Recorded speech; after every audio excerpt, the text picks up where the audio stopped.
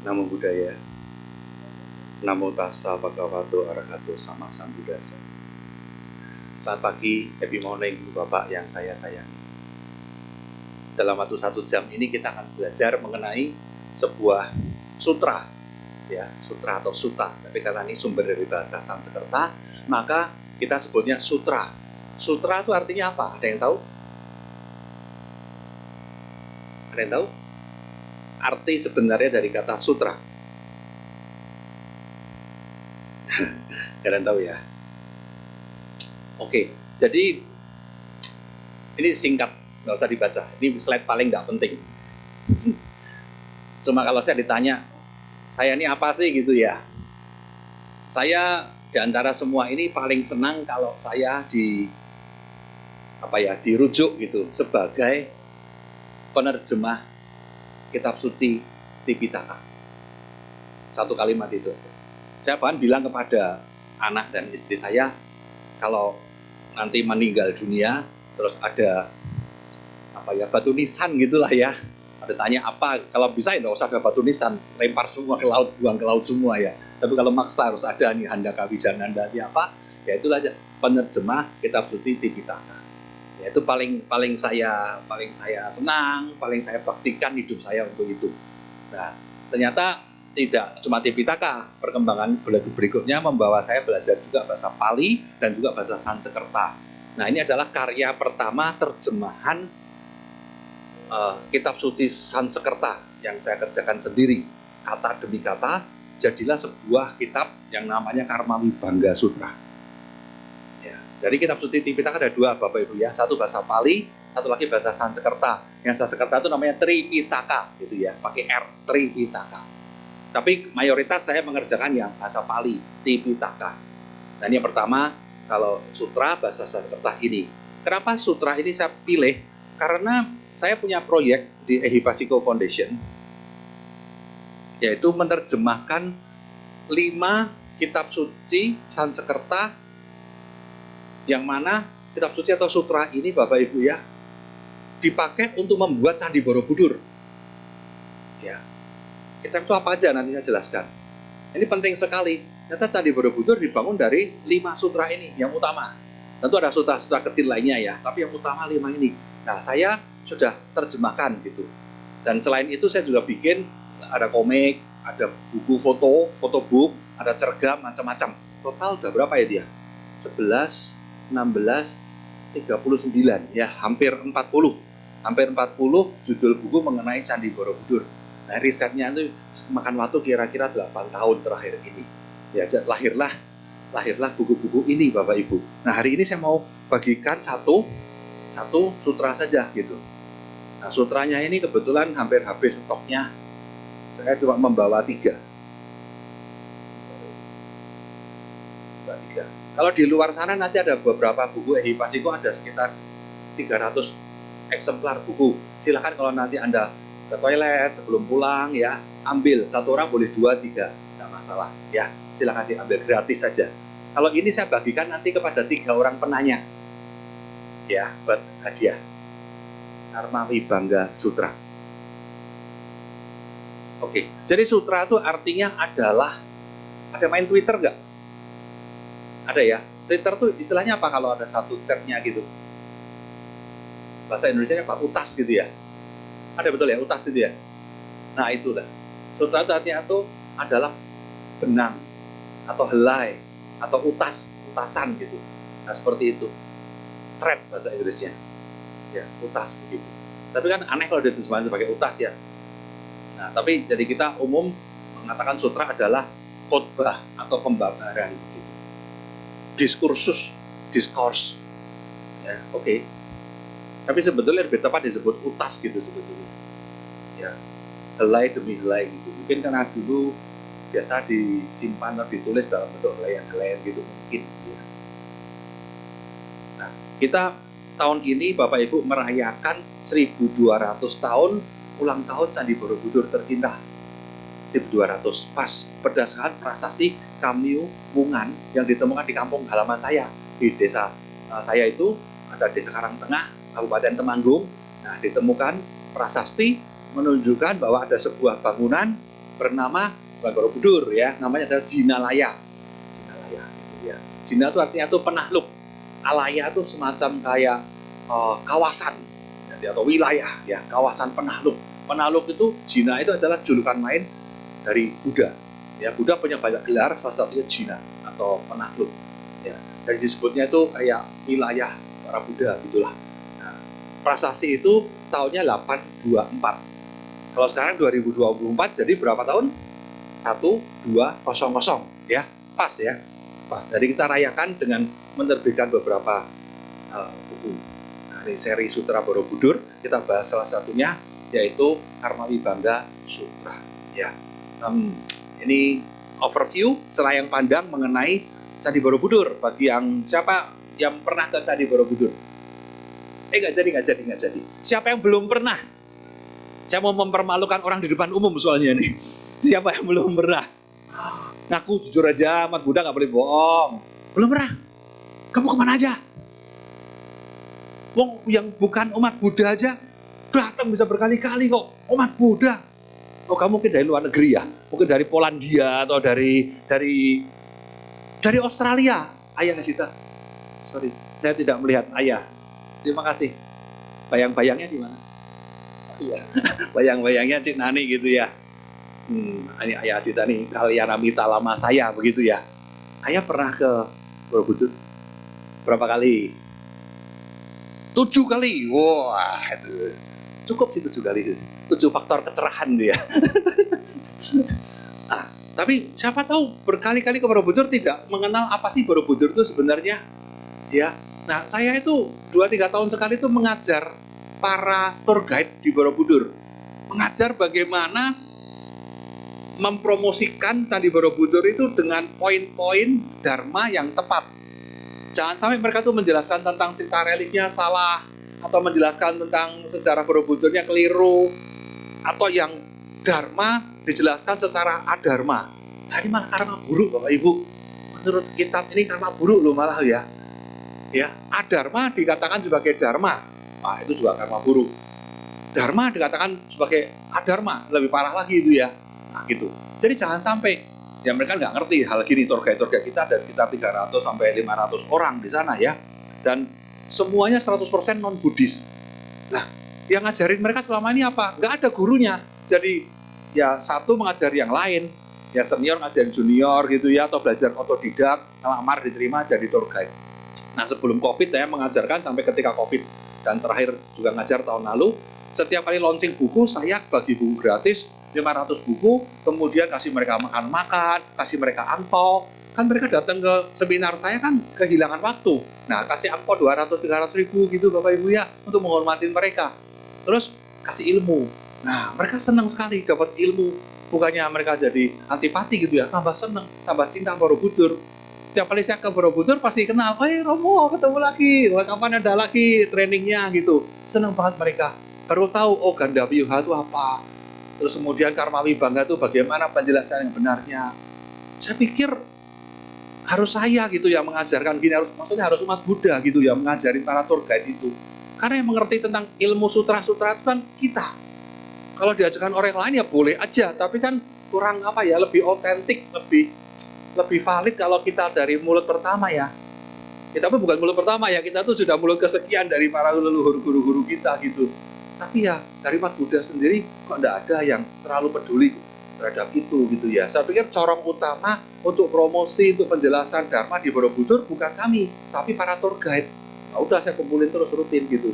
Wah, senang lah jadi bersahabat dengan para tour guide. Tapi saya juga bukan tour guide Bapak Ibu, kalau masuk sana terbayar gitu ya.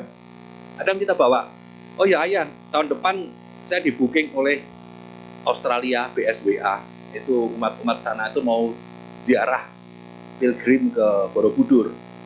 Kan waktu itu dulu pas ulang tahunan Acat Bram itu kan saya ya biasa promosi lah, kalau mau ke Borobudur lah saya bawa, saya bantu. Di follow up beneran loh, ada berapa puluh orang nanti dikoordinir mau ke Borobudur. Nah itu terpaksa saya turun jadi tour guide juga gitu ya, turun langsung gitu. Ayah mungkin bisa join juga nanti. Oke, jadi itulah orang Singapura. Kemarin saya ke Singapura menjelaskan tentang Borobudur juga, ke Thailand, ke mana, Malaysia, Australia, ya semuanya marketing gitu ya. Ini candi kebanggaan kita, candi 10 lantai. Ya, kenapa 10 lantai? Nah, nanti saya ceritakan gitu ya. Jadi intinya seperti itu. Dan di lantai bawahnya itu 0, 1, 2, 3, 4 ya, itu ada reliefnya. Kalau lantai di atasnya lagi tidak ada reliefnya. Lantai yang ada reliefnya itu bentuknya itu kotak persegi kayak gini. Kemudian kalau di atasnya itu bentuknya lingkaran ya. Lantai 6 sampai 9 itu lingkaran gitu, ada stupa-stupanya ya. Oke, jadi relief itu ada 5, tapi 5 sutra maksudnya, 5 sutra yang digunakan untuk membuat relief ini. Filosofinya di situ semuanya. Ada Karma Vibhanga, Awadana, Lalita Vistara, Gandavyuha, Jataka. Ya.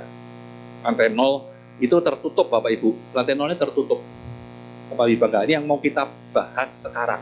Jadi waktu tahun lalu saya meluncurkan buku ini, judulnya bukan Karma Vibhanga Sutra begini, ini kan terlalu kanonik, terlalu kitabiah Buddhis. Judulnya adalah Menyibak Misteri Lantai Terpendam Mahastupa Borobudur. Wow, misteri lantai terpendam. Karena banyak sekali misterinya. Tuh Bapak, ya nanti saya kasih tahu mitos-mitosnya banyak. Kemudian bagi yang sudah atau belum pernah ke Borobudur, beliau ini apa sih? Kalau orang ngomong bahasa Inggrisnya, what is she? She itu adalah beliau gitu ya, dia gitu. Tapi bukan he, tapi she. Selalu disebut sebagai perempuan, wanita gitu ya. What is she? Ya, ini adalah peta karir spiritual. Ya, dari bawah kita ke atas, yang dari bawah itu alam sangsara. Yang relief-relief itu sangsara semua. Untuk kita masih dalam sangsara, nah kita belajar dari relief. Kemudian di atasnya sudah lingkar, anda lingkar itu adalah nirwana. Ya, sampai ujungnya sana anggap aja itu parinirwana, yang stupa puncak itu. Ya, seperti itu. Jadi gampangnya seperti itu. Jadi kemudian maksudnya di dalam sangsara ini ada 3 jenis manusia. Purusa, bahasa palinya, bahasa Sanskerta purusa, bahasa palinya purisa. Kalau di atas itu purusa tapi sudah jadi Buddha ya, dan disebutnya Buddha atau Tathagata gitu. Nah, purusa itu ada 3 macam ya Bapak. Ada 3 kelas manusia, orang. Yang pertama Adama, yang kedua Madhyama, yang tertinggi Utama. Nah, maksudnya apa? Adama purusa. Nah, ini menjelaskan tentang utamanya Adama purusa. Yang paling bawah kan lantai terpendam bawah. Ya. Adama maksudnya apa? Adama artinya adalah dasar, atau kalau sekolah dasar yang paling bawah. Kalau disebut orang bawah kan kesannya menghina ya. Orang dasar ya, orang paling itu pondasi itu. Kemudian Madhyama itu menengah kayak SMP. Kalau utama itu atas, utama jadi kayak SMA atau sekolah tinggi begitu. Ya, jadi kita tuh harus naik kelas. Jadi orang tuh punya karir spiritual dari yang dasar menuju menengah, menuju SMA, menuju kuliah begitu ya. Seperti itu. Nah, dah lulus jadi para Buddha itu. Para Buddha itu para profesor gitu. Ya. Jadi kita hari ini membahas tentang Adama. Adama purusa adalah orang-orang semua nih karir spiritual buat apa sih? Buat supaya kita tuh bahagia. Nirwana Paramangsukang. Ya, Nibbana Paramangsukang. Nibbana ada kebahagiaan tertinggi. Tujuannya tentu kebahagiaan tertinggi itu nirwana. Ya, tapi kita mulai dari bawah dulu, dari dasar. Dasar adalah orang yang kepengen bahagia, tetapi tidak peduli kebahagiaan orang lain. Bahkan mengorbankan kebahagiaan orang lain. Tadi ya. Orang Madhyama, naik level, adalah orang yang ingin bahagia juga, semua ingin bahagia, ya, tetapi dengan tidak mengganggu orang lain. Lumayan. Tidak merugikan orang lain, tapi juga tidak peduli sama orang lain.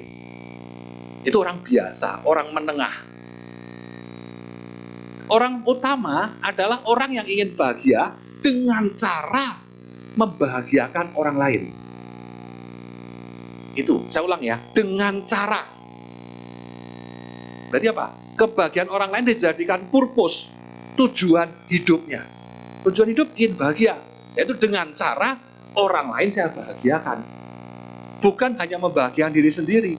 Kebahagiaan diri sendiri bagi para utama purusa itu hanyalah efek samping. Yang utama, efek utamanya, tujuan utama adalah membahagiakan others, orang lain. Ya, nah itu. Efek sampingnya gue ikut bahagia, ikut mudita. Nah itu dia, mudita. Itu orang yang utama. Orang utama itu para bodhisattva Bapak Ibu. Ya, mayoritas mungkin di antara masyarakat kita ini di Sangsara itu 80% katakan Pareto itu mungkin orang agama. 80%. Ya. Ya mungkin ya 10% atau 15% adalah orang madhyama, menengah. Yang penting kan gua nggak ganggu orang lain. Yang penting gua nggak jahat sama orang lain. Ya kita urus masing-masing kebahagiaan sendirilah. Oke, nggak salah. Nggak salah. Tapi ajaran Buddha tidak stop sampai di situ. Ada yang lebih tinggi lagi.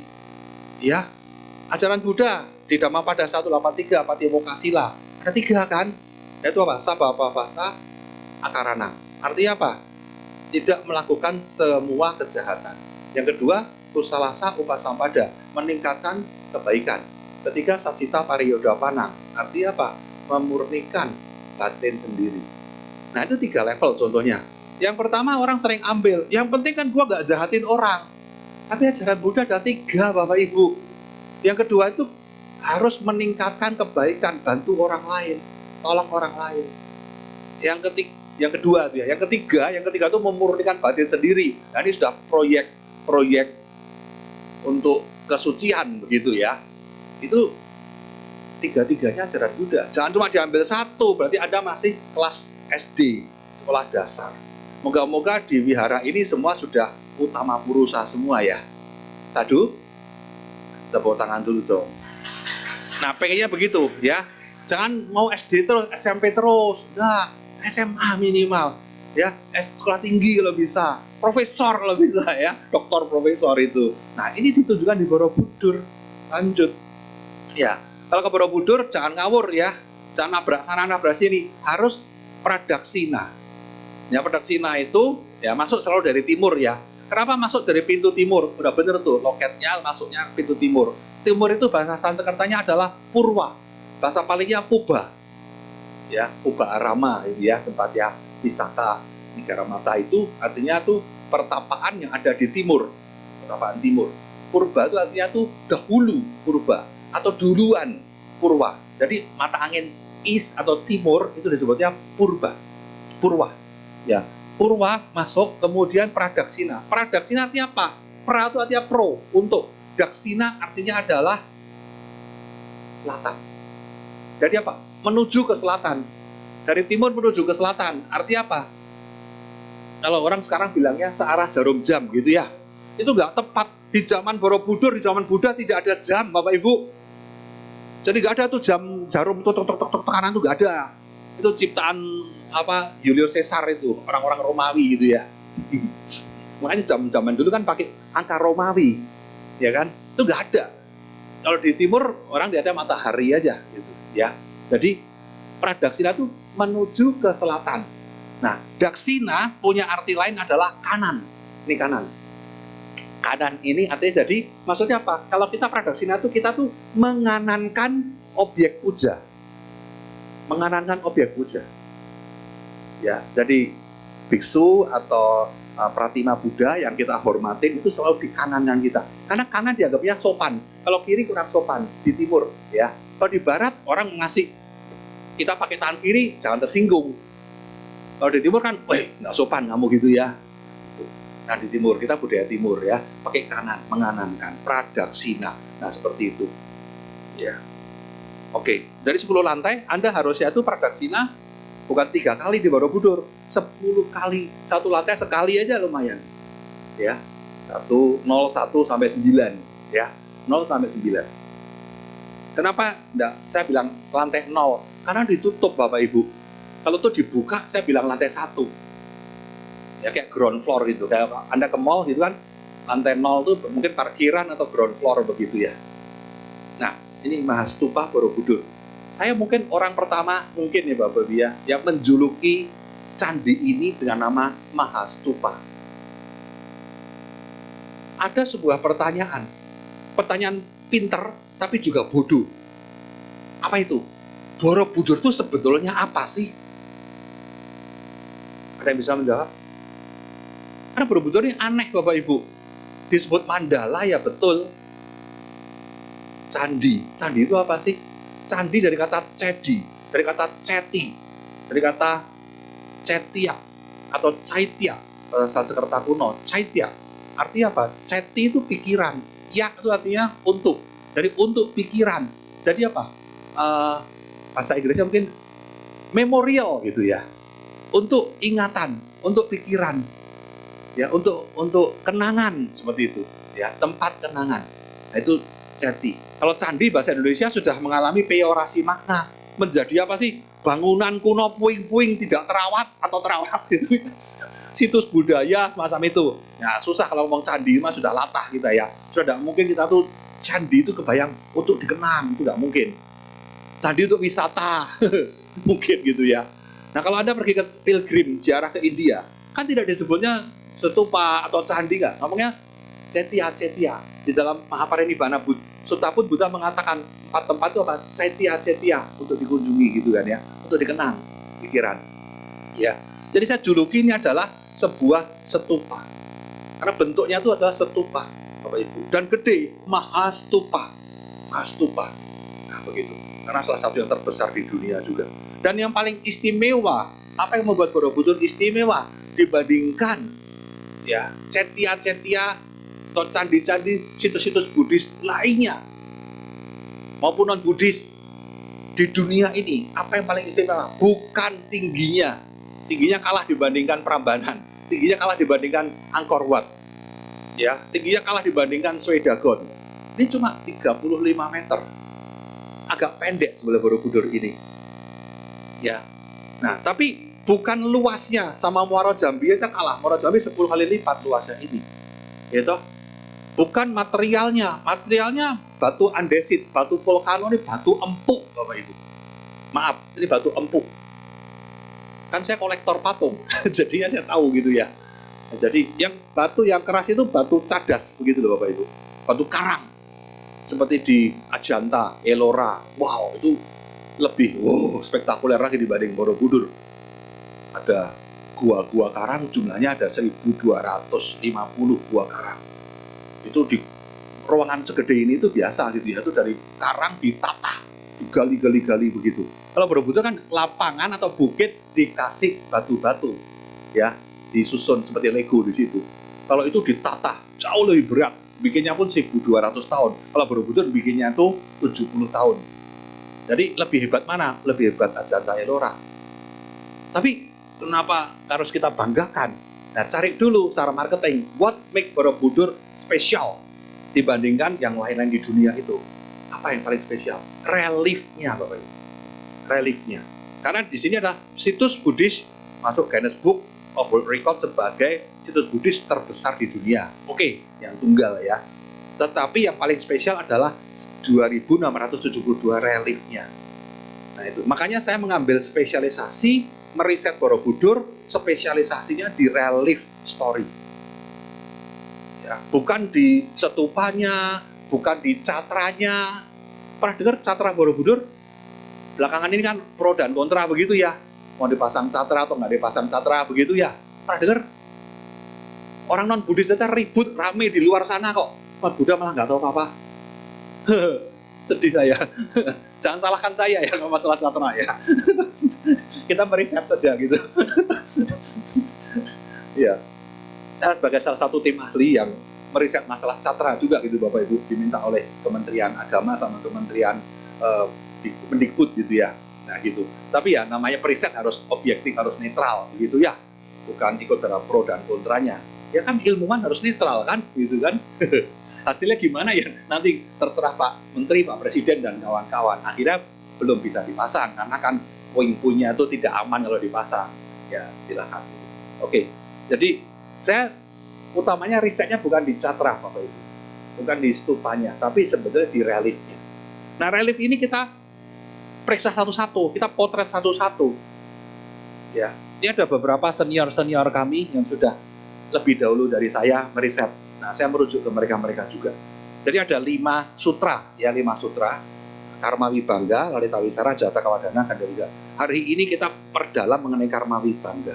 Di sini saya cuma mau bilang bahwa banyak yang tidak bisa kita kenali lagi. Dari 2.672 itu Bapak Ibu dibagi 2. relief naratif. Itu relief yang ada narasinya, ada cerita, ada dongengnya. Itu ada 1460. Kemudian sisanya 1212 adalah relief dekoratif. Isinya cuma ukir-ukiran gitu ya, tapi tidak ada ceritanya. Total 2672. Nah, yang kita riset yang ada narasinya dong. Ini relief tentang apa, mengenai apa gitu ya. Nah, Anda bisa lihat di sini Karma Wibangga. Ini sudah berhasil kita kenali dari 160 panel, yang kita kenali 158. Yang nggak kita kenali cuma 2. Karena saking rusaknya atau belum jadinya begitu ya. Jadi 99% kita kenali. Oke, bagus tak? Kalau 99% itu misteri itu bukan? Karena ada orang lain yang mengklaim ini bukan candi Buddha, ini candi Nabi Sulaiman. Serius kita bikin buku, bikin seminar, konferensi di mana-mana. Wah, mereka datang ke Borobudur juga bikin kumpul-kumpul begitulah ya. Wah, kita grogi juga ya. Saya mulai kehilangan sadar saya. Jangan-jangan ini bukan Pratima Buddha. Kata Nabi Sulaiman itu. Nah, itu siapa tuh yang bentuknya kok mirip Buddha itu? Saya tanyakan mirip Buddha jadi ya. Ya, itu cuma mirip. Kamu jangan mirip-miripin, Andaka. Gitu ya. Rambutnya tapi ada rujukannya tuh dari Mathura India loh. Bentuknya mudranya gitu-gitu. Nah, itu kan Buddha kan nyontek-nyontek aja. Aslinya dari Sulaiman itu. Itu pemuda ganteng aja gitu, kalian budak-budak kan. Ya pokoknya otak-atik gadok seperti itulah. Seperti mencari apa ya, mencari Cinderella gitu. Sepatu dicocok-cocokin kaki siapa yang paling cocok gitu ya, dari Cinderella, dari putri gitu. Semacam itu. Ya tapi jadi nggak enak lah. Ini sudah 99% teridentifikasi. Kemudian Lalita Wistara terbit bulan depan. Sutra itu tentang riwayat hidup Buddha 100% saya kenali. 100%, relief demi relief ya.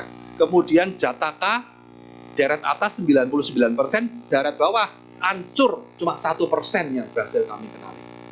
Awadana 58%, yang di atasnya 16%. 16% ini kenapa? Rontok, itu kan di balkon begini, lantai 2. Nggak tahu gimana banyak rontoknya, jadi cuma 16%. Gandavyuha paling banyak 460, itu sudah 90, mungkin 97% kita kenali. Padahal paling banyak di atas, paling gede-gede, paling indah Gandavyuha.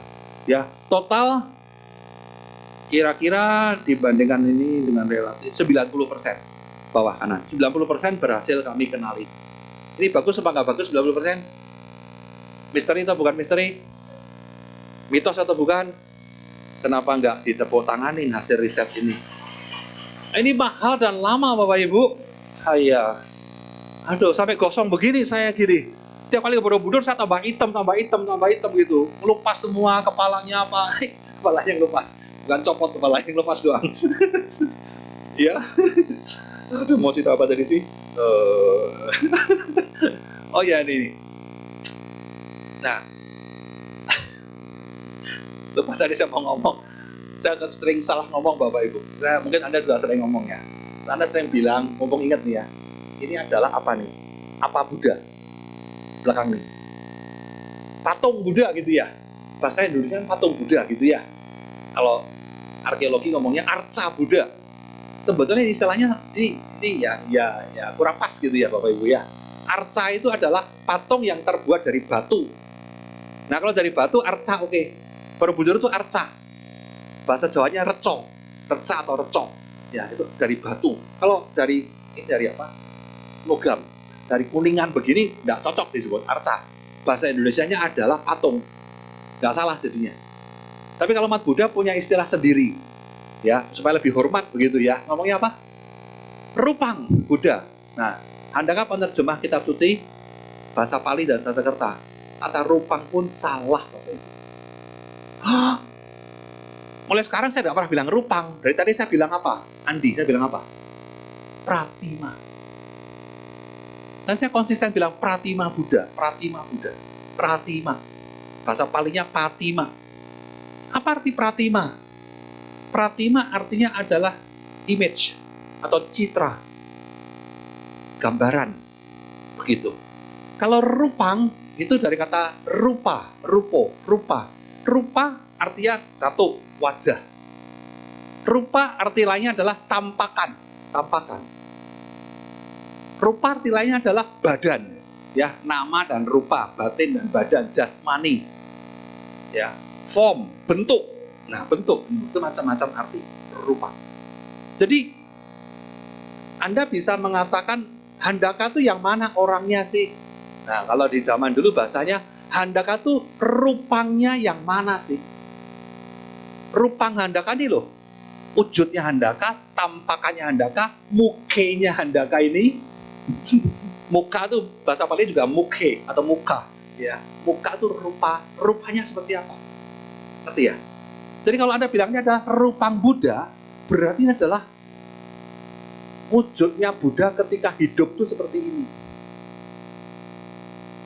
Ya. Nah, fotonya Handaka aja nggak bisa disebut masih hidup, ya. Nggak bisa disebut rupangnya Handaka. Rupang Handaka itu ini loh Bapak Ibu.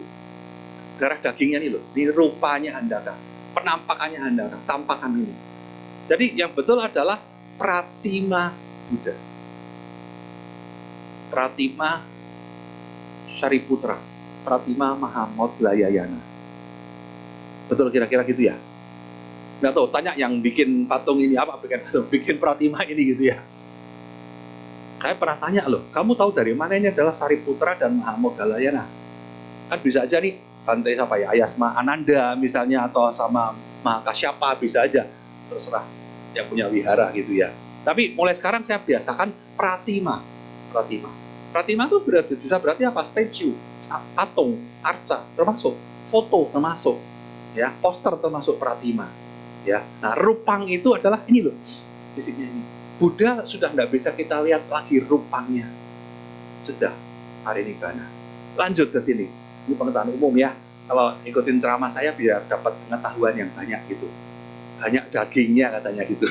Padahal kita jacai gitu ya, banyak sayurnya gitu. Karma Vibhanga Sutra. Nah tadi overview Borobudur, sekarang kita mulai dengan Karma Vibhanga ya, di Reli Borobudur.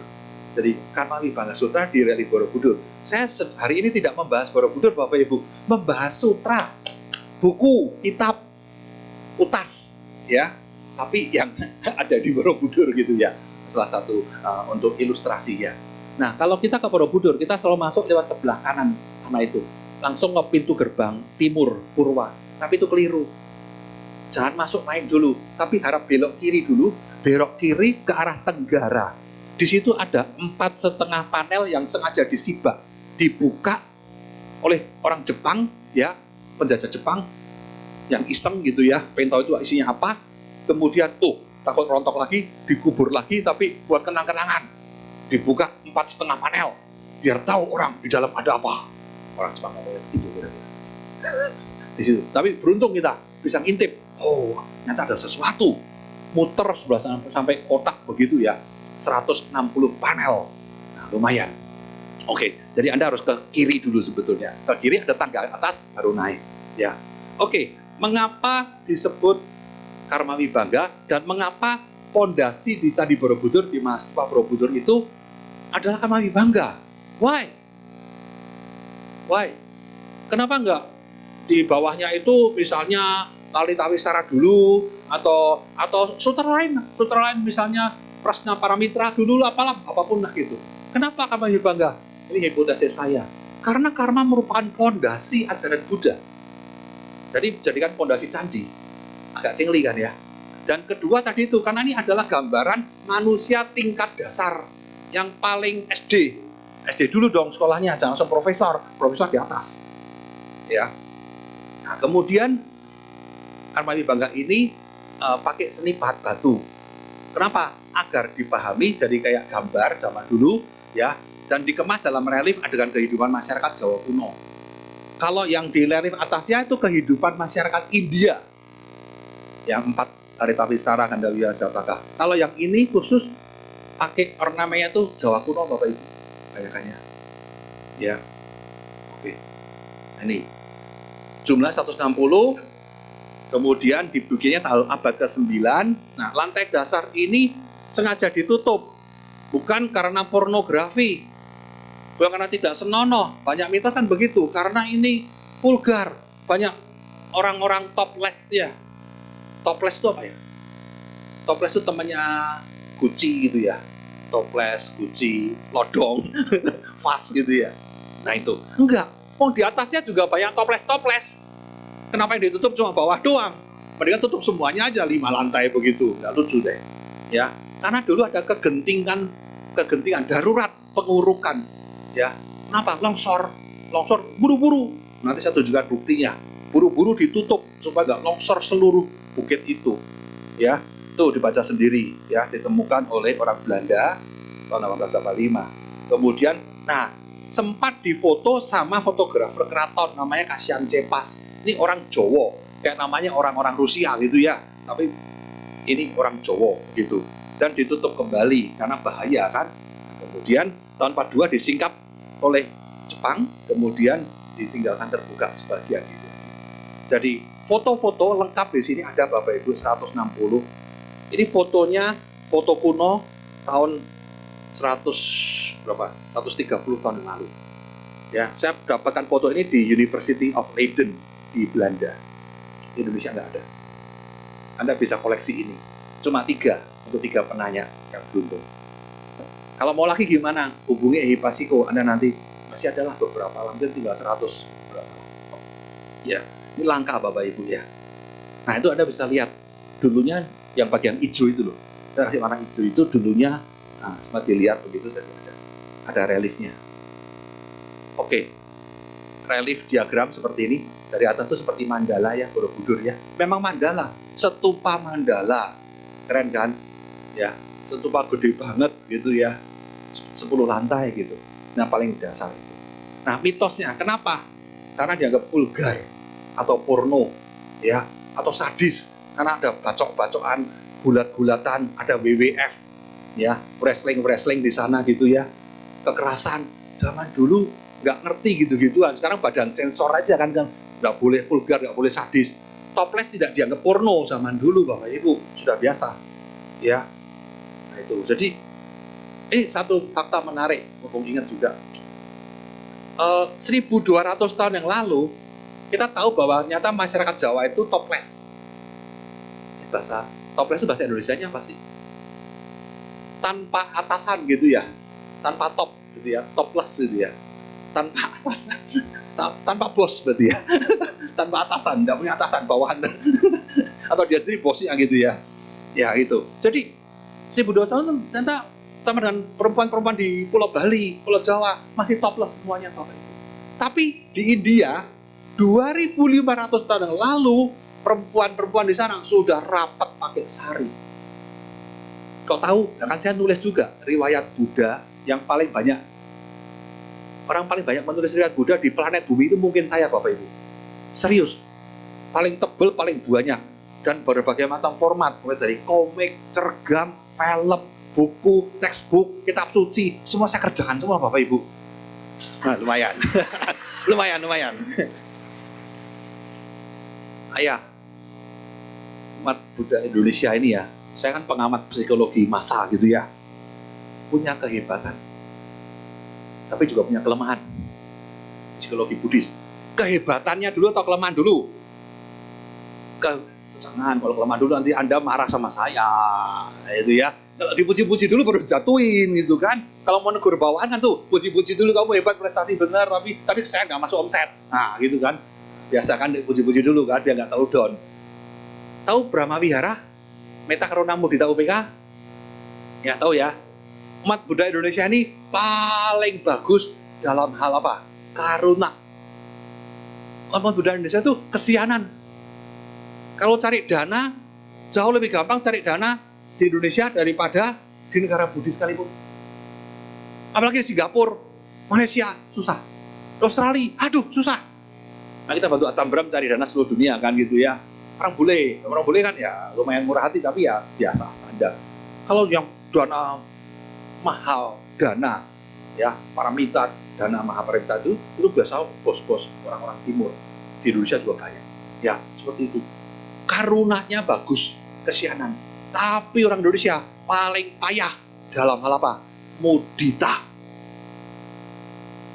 Kenapa? Satu, lawannya mudita adalah iri. Orangnya tuh sirikan Bapak Ibu. irian. Orang lain punya apa, kita kepinginan. Iya kan? Coba, kalau Anda pas lagi buka-buka Instagram, ya, Anda lihat kan, teman saya pergi ke luar negeri, teman saya pergi ke Prancis gitu misalnya, Anda jadi pengen. Teman saya makan enak di hotel mewah, hotel bintang 7 gitu ya, Anda jadi, waduh, saya aja bayar kontrakan masih susah gitu ya. Nah, Anda timbul iri. Kalau saya enggak, Bapak Ibu, saya bilang sama Intan itu, Papi ini kalau sedang stres, sedang cubun gitu ya, mumet gitu ya, lihat IG. Di situ apa? Saya ketemu teman-teman saya sedang pergi ke luar negeri, sedang makan enak, sedang pesta-pesta. Saya pinjem kebahagiaan mereka. Wih, temanku lagi senang. Saya kasih judul sama dia. Papi itu istilahnya adalah punya second hand happiness. What? Apa itu? Kebahagiaan orang lain, terus aku ikut bahagia. Second hand, bukan first hand. Aku udah ikut makan enak, aku udah ikut nonton konser, aku udah ikut pergi ke Prancis, ya toh. Tapi aku udah ikut senang, senang gitu. Sampai itu Cik Nani sering saya intipin juga nih. Pagi di mana Cik Nani gitu ya? Lagi pindah cara. Wah, di mana tuh? Mungkin di Australia, dia di Sydney ya dia. Mana tuh? Lupa kotanya saya. Wah, saya ikut. Sadu. Nggak dengar kan? Dengar ya, paling like aja, like sadunya tuh like 3 kali saya like gitu kan, 3 kali gitu kan. Kalau 2 kali ya dia apa, like jadi unlike kan ya, jangan 3 kali kan, 1, 2, 3 akhirnya merah juga gitu kan. Itu cara saya like gitu kan ya. Jangan 2 kali. Ya itu saya ikut gembira aja. Nah, saya melatih karena kita tuh kesianan lihat orang susah, kita lihat orang kanker apa gitu ya, kita sedih gitu ya. Tapi begitu lihat orang lain senang, kita biasa jadi gak senang. Atau merasa hidup kita jadi kurang. Aduh, kenapa hidup saya ada gunanya? Saya kurang bahagia. Padahal kita sudah mungkin masalah giliran. Ketika saya pergi ke Australia, saya enggak flexing aja, enggak pamer gitu ya. Saya pergi ke Butan, saya enggak pamer gitu ya. Tapi teman-teman ini suka pamer semuanya. Pergi 5 kali, pamer 5 kali. Kalau Anda kan pergi 20 kali, belum tentu 1 kali saya pamerkan. Iya, mungkin saya salah gitu ya. Saya kurang memberikan second hand happiness pada teman-teman saya mungkin. Oke, bergurau ya. Nah itu kalau orang Indonesia, salah satunya di wihara atau di mana aja ya, orang Indonesia itu paling sulit kalau ada yang bagus, tepuk tangan. Saya tidak menyuruh tepuk tangan loh. Paling sulit tepuk tangan padahal ada yang bagus. Harus kan sadu gitu ya. Minimal tepuk tangan, hebat, robo keren gitu ya. Awesome, keren, cool gitu harusnya kan. Nah, ini sadis tepuk tangan sadis. Ya enggak lah sadis ya. Banyak adegan neraka. Ya memang, wong ini isian surga dan neraka dan dunia kok. Kemudian, nanti mengganggu meditasi. Yang bilang seorang biksu ngomong, ini kalau lihatin Karmapi Bangga, mengganggu meditasi. Ngawur banget tuh. Itu pribadi tapi asal ngomong, mengada-ada tuh saya bilang. Sini sutra kok mengganggu meditasi. Justru ini bagus, renungi itu, neraka harus takut, diri otapa terhadap neraka. Ya surga, harus kepengen masuk surga minimal begitu. Ini inspirasi, sutra dharma, masa mengganggu meditasi. Iya, nggak benar nih ya. Tapi memang adegannya keren-keren Bapak Ibu, dia tuh membunuh manusia dan hewan membawa ke neraka. Ada WWF, wrestling, gitu. Nah, ini menarik nih, ada 14 panel yang terpendam itu yang nggak rampung. Nomor sekian, saya hitungin semua itu. Karena kegentingan pengurukan, karena strukturnya longsor gitu ya. Kelihatan ini nggak rampung, bukan rusak, tapi nggak rampung. Jadi apa? Buru-buru tutup. Aneh kan?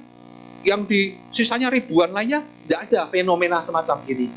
Kemudian relief dirusak, nggak rampung dan juga rampung tapi dirusak, sengaja dirusak. Bukan rusak karena alam, belum sempat diekspos, belum kena alam gimana ya, tapi dirusak. Ini aneh, apakah itu perintah sebelum ditutup dirusak dulu ya kan? Mubasir, tapi cuma 9, berarti mungkin maunya dirusak aja lah, gimana, takutnya apa, mungkin kita menguruk gambar raja, gambar bodhisatwa ya toh, kan nggak pantas diuruk dikubur, takut dosa atau bagaimana. Udah sama supervisornya mungkin rusak aja, hancurin. Tapi keburu longsor baru 9, mungkin baru kerjakan berapa bulan. Udah nggak usah, no more time, keburu longsor semuanya, uruk. Nah itu logikanya. Dan ini disetujui oleh arkeologi. Yang saya ngomong, Ya, kemudian ada 18 panel, ada tulisannya, prasastinya, ya, aksara Jawa kuno bahasa Sanskerta. Hurufnya mirip prasasti candi-candi lain di abad pembangunan Borobudur 89 itu. Nah, ini artinya apa? Pirupa, ya, mitya dirsti, itu micaditi, ya, pandangan salah, buruk rupa, pada niat buruk. Itu artinya supervisornya atau bantenya gitu tulis, ini panel ini kau bikin ya, akibat marah-marah jadi buruk rupa, tulisin pirupa, ditulisin di pahat mungkin 3-4 bulan. Setelah selesai itu tulisannya dihapus Bapak Ibu, ukirannya dihapus lagi, kan bisa tuh dibuat bentuk apa gitu.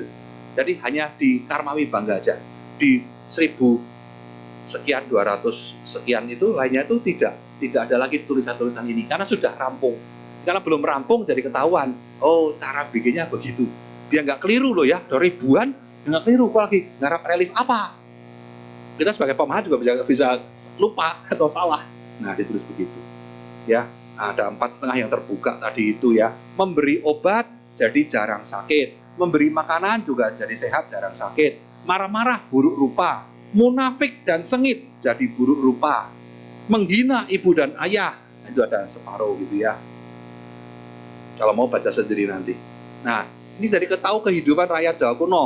Ternyata rakyat itu membayar pajak atau upeti kepada raja, setoran pajak. Mungkin zaman sekarang tidak terlalu begitu ya, atau ada dikejar-kejar pajak ya, atau menghindari pajak ya. Sistemnya kerajaan ada raja, ratu, pangeran, bisa demo-demo petisi pada kerajaan. Beda dengan India kuno, tadi itu topless ya, kalau India pakai sari sejak 4000 tahun yang lalu. Kemudian di Jawa itu nggak pakai sandal, kalau di India itu sudah pakai sandal, alas kaki ya. Di sini jaka masih, di India sana udah ada sepatu atau selop gitu, selop atau jepitan begini atau selopan begitu di India kuno ya. Nah, ada lagi kebiasaan massage, banyak orang massage, ada beberapa panel ya. Kemudian alat musik. Nah, ini ada teman saya itu ngambil doktoral di bidang musik, mengambil sengaja tanya ke saya, ada panel apa yang ada musik-musiknya. Nah, kita bantu tuh, trompet, seruling, kendang, sitar, selempung, macam-macam. Dan dia bisa menemukan lebih dari saya, Pak Dokter itu sekarang. Kenapa? Saya nggak tahu, tak pikir itu alat gebukan. Nggak taunya itu adalah alat seperti di Borneo, Kalimantan, ada alat kecapi gitu. Tapi kan ini gada atau apa? Oh enggak nih Pak, ini ada di Kalimantan. Oh iya loh, di Jawa nggak ada, di Kalimantan. Loh, berarti mungkin dulunya salah satu pendiri Pasiko pemahatnya adalah orang Dayak mungkin. Why not? Ya, Nusantara kan? Tepuk tangan dulu buat orang-orang di Dayak sana kan ya. Sampai loh ya, pemahatnya sampai di sini. Nah, mungkin dia punya kepengen souvenir gitu ya. Nah, macam-macam gitu ya. Ada juga kalung atau upawita gitu ya, mahkota siger seperti di Lampung begitu ya. Padi diserang hama tikus, macam-macam lah. Ini bentuknya itu atap-atapnya ya dari papan, anyaman bambu, ya, bangunan terbuka, setengah terbuka atau campuran, joglo-joglo begitu Jawa kuno. Ya. Nah, ini penting. Saya selalu masukin dalam ceramah-ceramah saya Bapak Ibu. Saya bandingkan hasil potret dari Kasian Cepa 130 tahun yang lalu dibandingkan cepretan saya di panel relief yang terbuka itu. Ternyata relief-reliefnya mengalami erosi atau pengikisan yang luar biasa. Anda bandingkan atas dan bawah, dulu dan sekarang. Ini bukan yang paling parah, karena Karmawi Bangga ini termasuk relief yang paling bagus, paling utuh. Yang terbuka pun dibuat penghalang, ada sekatnya dari stainless steel, ya, stainless steel supaya ada do not approach, do not touch, ya, nggak boleh disandari, nggak boleh dipegangin, nggak boleh deket-deket bahkan gitu. Masih, tapi itu erosi. Erosi karena apa? Karena cuaca, karena matahari, karena hujan, karena jamur, karena mungkin bahan kimia ketika dipotret dulu, dan karena keringat Anda. Keringat dari dua asalnya, bukan dari muka Anda. Nggak mungkin Anda tuh, nggak mungkin tuh gini. Tapi Anda selalu iseng menyentuh-nyentuh relief dan menyadari. Nah, keringat dari punggung Anda itu beracun Bapak Ibu. Bagi relief, asam kan tuh kan, asam. Lama-lama jadi kuning-kuning ya, dan bisa ada lumut, muncul jamur gara-gara keringat Anda. Paket Anda kan vitamin bagi jamur itu, ya kan, dan seterusnya. Ini bukan yang paling parah, ya kan? Kalau anak saya pinter dulu, bedanya apa? Yo, bandingin atas dan bawah. Anak saya tuh memang agak nakal, Bapak Ibu. Kasih tahu ya, sebelah kanan atas tuh, lihat anak kecilnya, telanjang kan? Yang di bawahnya juga masih telanjang. Anak saya nyelotuknya apa? Yang sekarang sudah sunat, Pak. Dulu belum sunat. Kok bisa kepikir begitu sih kamu? Ya. Itunya udah nggak ada, Bapak Ibu, udah terkikis gitu ya. Ya sedih gitu ya. Sudah sunat gitu. Ada aja. Ya. Nah, yang lain lebih rusak lagi. Oke, kita sekarang secara cepat kita masuk ke dalam Karma Vibhanga Sutra. Kita nggak bahas relief tapi bahas sutranya. Ya. Nama aslinya ini khusus di Indonesia. Di Indonesia ini terkenal dengan nama Mahakarma Vibhanga. Gara-gara tour guide di sana ngomongnya Mahakarma Vibhanga. Yang betul sebetulnya Karma Vibhanga saja. Ya. Tetapi ini ada sebabnya, karena penerjemah pertama kitab ini yaitu orang Prancis ya, namanya Sylvain Lévy. Itu nyebutnya saking agungnya disebut Mahakarma Vibhanga Sutra. Dilebaikan sama dia. Seperti Anda kasih nama Mahastupa. Ya boleh-boleh aja. Tapi jadi kaprah karena kitab pertama dia. Dan ini kan saya terjemahkan tidak pakai Maha. Ya, Sanskerta. Dan ini sama, bukan mirip ya, kesejajaran isi. Dan bahasa Pali itu adalah Cula. Malah di bahasa Pali Cula, kecil, pendek. Karma Vibhanga Sutta Majjhima Nikaya 135, yang dimana ada 14 poin, 14 sebab akibat karma di Cula Pali itu diperluas menjadi 66 sebab akibat karma. Ya, oke. Nah, sekarang kita ngomong, sebelum bahas buku ini, ngomong dulu tentang hukum karma itu apa. Mohon izin minum, Bapak Ibu. Mari minum.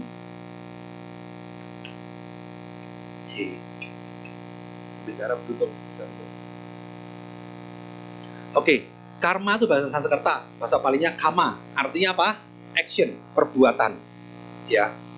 Jadi ada istilah karma di tempat lain yaitu hukum karma, yaitu karma niyama atau karma vipaka adalah perbuatan dan akibat atau aksi dan konsekuensi. Ya. Ada juga karma pala, yaitu perbuatan dan buah. Kalau karma pala lebih banyak dipakai di agama Hindu. Teman-teman di Bali ngomongnya karma pala. Karma vipaka lebih banyak di kitab Pali. Nah, vipaka ini akibat. Itu bisa positif, bisa negatif. Ya, kalau pala itu buah. Pala itu cenderung positif. Jadi kalau kita mati masuk neraka tidak disebut palamu ke neraka gitu, enggak. Pala itu bahasa Indonesia ini pahala. Artinya buah, pala. Jadi pahala itu bukan bahasa Arab, tapi bahasa asalnya Sanskerta dan Pali. Pala, buah. Fruit cenderungnya kan positif cenderungnya. Ya.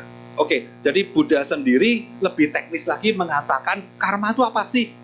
Ya perbuatan, tapi lebih teknis detail lagi sebelum perbuatan, Buddha ngomong ceta na aham kamang wadami. Artinya adalah aku katakan kehendak adalah karma. Jadi kehendak. Jadi cetana itu adalah niat. Nah, Anda punya niat aja sudah melakukan karma, pikiran. Ya, itu karma melalui pikiran. Karena karma ada 3 macam. Lubang atau jendela karma ada 3, yaitu melalui tadi itu setelah mengendaki melakukan karma melalui tubuh, ucapan dan pikiran. Ya, kayena wacaya manasa atau mano waci kama. Ya, 3 jendela atau output dari karma. Jadi pikiran sudah mendahului dulu, sudah mencetak karma Anda. Ini penting Bapak Ibu. Karena gini ya, misalnya gini Bapak Ibu, saya berpikir, ini di Indonesia ya, saya berpikir saya mau mencuri tas Ibu. Pikiran doang, Bu, pikiran. Kepingin nyolong tas bagus itu, mereknya apa tuh? Misalnya Louis Vuitton. Oh, gimana kalau saya curi? Tapi cuma mikir, tapi nggak berani. Terus ibu mengetahui curiga gitu, wah ini Handaka mau ngambil ya Pak gitu ya. Ibu bisa laporin polisi, saya bisa ditangkap nggak? Kan nggak saya lakukan Bu, cuma mikir kan. Enggak, saya takut Bu.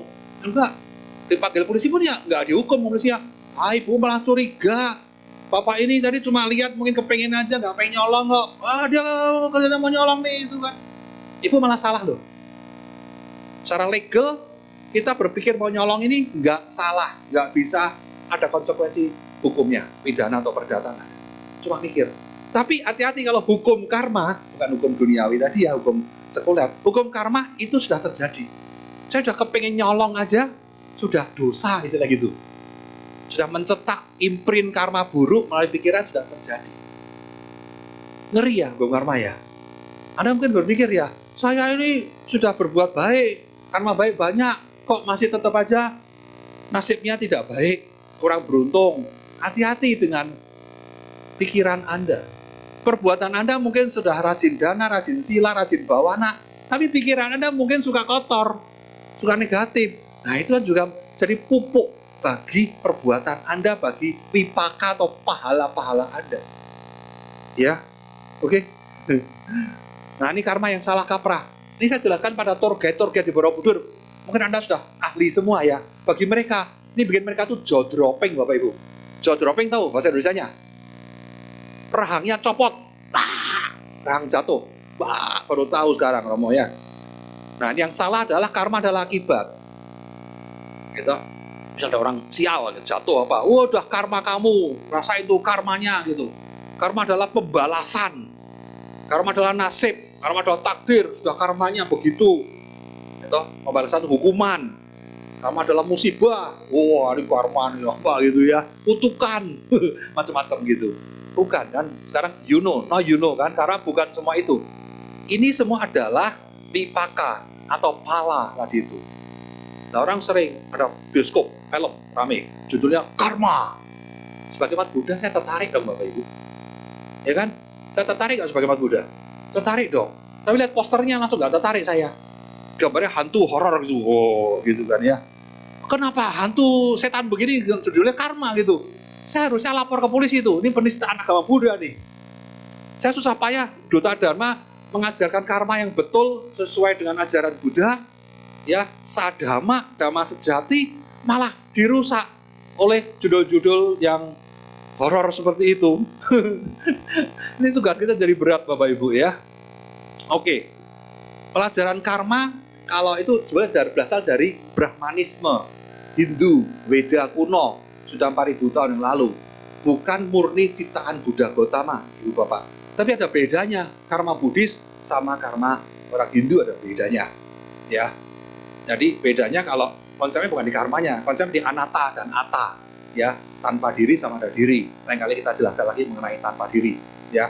Tapi yang murni ajaran Buddha, karma Buddhis dia ini. Dari Majjhima Nikaya 36 Bapak Ibu ya. Ini bisa Anda baca ya. Jadi berasal dari insight atau pandangan cerah atau nyana pengetahuan yang ditembusi oleh Bodhisattva sebelum menjadi Bhagawan Buddha. Ya, beliau mengetahui bagaimana makhluk terlahir sesuai dengan karma mereka. Nah, dari penemuan inilah ya Buddha membabarkan ajaran karma. Ya, nah ini di dalam Lalita Wistara 97 ya. Tuh. Jadi di dalam sutra ini agak beda sedikit dengan yang versi Pali di Parita Bapak Ibu ya. Nah ini dibaca sama-sama 1, 2, 3. Perbuatan makhluk adalah miliknya sendiri, ia mewarisi perbuatannya, berasal dari perbuatannya, terlindung oleh perbuatannya. Ganti kata perbuatan dengan karma. Ya, tadi karma makhluk adalah milik sendiri, ia mewarisi karmanya, berasal dari karmanya, terlindung oleh karmanya. Sebagai penerjemah, saya harus profesional. Maksudnya apa Romo? Saya tidak boleh menerjemahkan karma dalam bahasa Sanskerta ke dalam bahasa Indonesia menjadi karma juga. Nanti dikira judul film horor. Saya harus faithful. Harfiahnya apa? Karma artinya apa? Perbuatan. Jadi inilah yang saya terjemahkan. Ngerti ya? Hasil dikritik. Ini kan karma kan? Iya karma. Tapi perbuatan. Biar familiar bahwa itu adalah perbuatan. Oke. Nah, ini sekilas selesai, tidak usah dibaca, terlalu kecil. Jadi, saya mau jelaskan secara singkat, ini basic pelajaran, buku pelajaran SD, SMP, SMA, saya bikin tentang karma. Dasarnya adalah itu, ya. Jadi perbuatan dan akibatnya, ya saya jelaskan ya. Gambar pertama itu belum tentu paralel berbanding lurus. Ya, saya nyolong, besok kehidupan ini atau kehidupan mendatang saya pasti dicolong, begitu. Belum tentu. Saya memukul, besok pasti dipukul, belum tentu. Saya membunuh, pasti terbunuh, belum tentu. Karena campuran, Bapak Ibu. Dan itu rumit sekali. Disebutkan karma adalah salah satu hal yang disebut acinteia. A itu tak, cinti itu artinya mikir, dipikir. Eya artinya itu dapat, tidak dapat dipikiri. Unthinkable. Hal-hal yang unthinkable itu misalnya tentang awal kehidupan itu acinteia, akhir kehidupan acinteia, nibbana acinteia, karma acinteia, unthinkable. Kata Acancah, kakek guru kami, kalau kamu tidak bisa mencapai nibbana dengan cara memikirnya, karena nibbana acinteia. Kalau kamu ngotot mikir-mikir nibbana terus, bikin teori-teori tentang nibbana, tapi tidak mempraktikkan jalan menuju nibbana itu, nanti yang hasilnya apa? Akibatnya apa? Kepalamu pecah jadi 7. Sampai kepala pecah pun enggak jadi nibbana, enggak jadi Buddha, enggak. Nah itu beliau membuat perumpamaan gitu. Dipikir sampai dasmu jeblok, jadi pitu pun ora tembus nibbana. Jadi nibbana itu enggak usah dipikirin. Tapi tapaki jalan menuju nibbana. Ya, karma itu nggak usah dipikirin. Loh kok gitu? Gini maksudnya. Nggak usah dipikirkan kenapa bisa begini, kenapa bisa begitu lagi. Sering toh orang lihat hipnoterapi, orang lihat cenayang, indigo zaman dulu 10 tahun lalu itu. Ya toh, saya kenapa nasibnya begini? Kenapa kaki saya ini sering pegel-pegel? Anak ajaib ditanya gitu ya. Oh dulunya suka matain kaki burung-burung. What? Dalam hati dia bilang, lu percaya? Kamu kakimu pegel-pegel. Karena apa? Asam urat, Bapak Ibu. Iya, ke dokter sembuh. Iya kan? Atau kurang olahraga. Iya toh? Belajar yoga, belajar senam aerobik, sembuh juga. Iya kan? Atau kecilnya pernah jatuh, ya wajar gitu ya. Ya pegel-pegel. Kenapa dulu jatuh? Mau pikir lagi. Kenapa jatuh? Ya tanya ibumu atau bapakmu kenapa dulu kepleset jatuh. Oh ini salah bapak ibu, malah nyalain bapak ibunya. Jadi dipikir terus, udahlah. Kita harus langsung aja cut. Sekarang saya nasibnya begini, gimana cara memperbaikinya? Ya sudah banyak berbuat baik, jaga kesehatan, ya, yang mano wacikaya dan macam-macam itulah. Gak usah lihat belakangnya dulu saya gimana, saya kenapa, jadi apa, kenapa begini begitu. Kepalamu pecah dari 7, nasibmu juga tidak akan tambah baik. Ya, tapi secara umum karma itu adalah ya ada umumnya ya, kalau good beget good, ya bad beget bad. Kalau kita baik, ya jadi baik. Kalau kita buruk, jadi buruk. Umumnya begitu. Tapi banyak faktor lainnya. Ya, akibat karma tiap orang bisa beda. Karena apa? Tabungan kita berbeda tiap orang. Deposito karmanya beda-beda. Kedua, racikannya, blendnya, baurannya tuh beda-beda. Resepnya beda-beda. Ya, saya misalnya mencuri tadi itu ya, belum tentu saya kecurian kehidupan ini. Atau kehidupan mendatang pun. Karena saya sudah banyak dana misalnya. Kamu baru mencuri sekarang, sekali aja baru nyuri 100.000 rupiah, langsung ditangkap digebukin.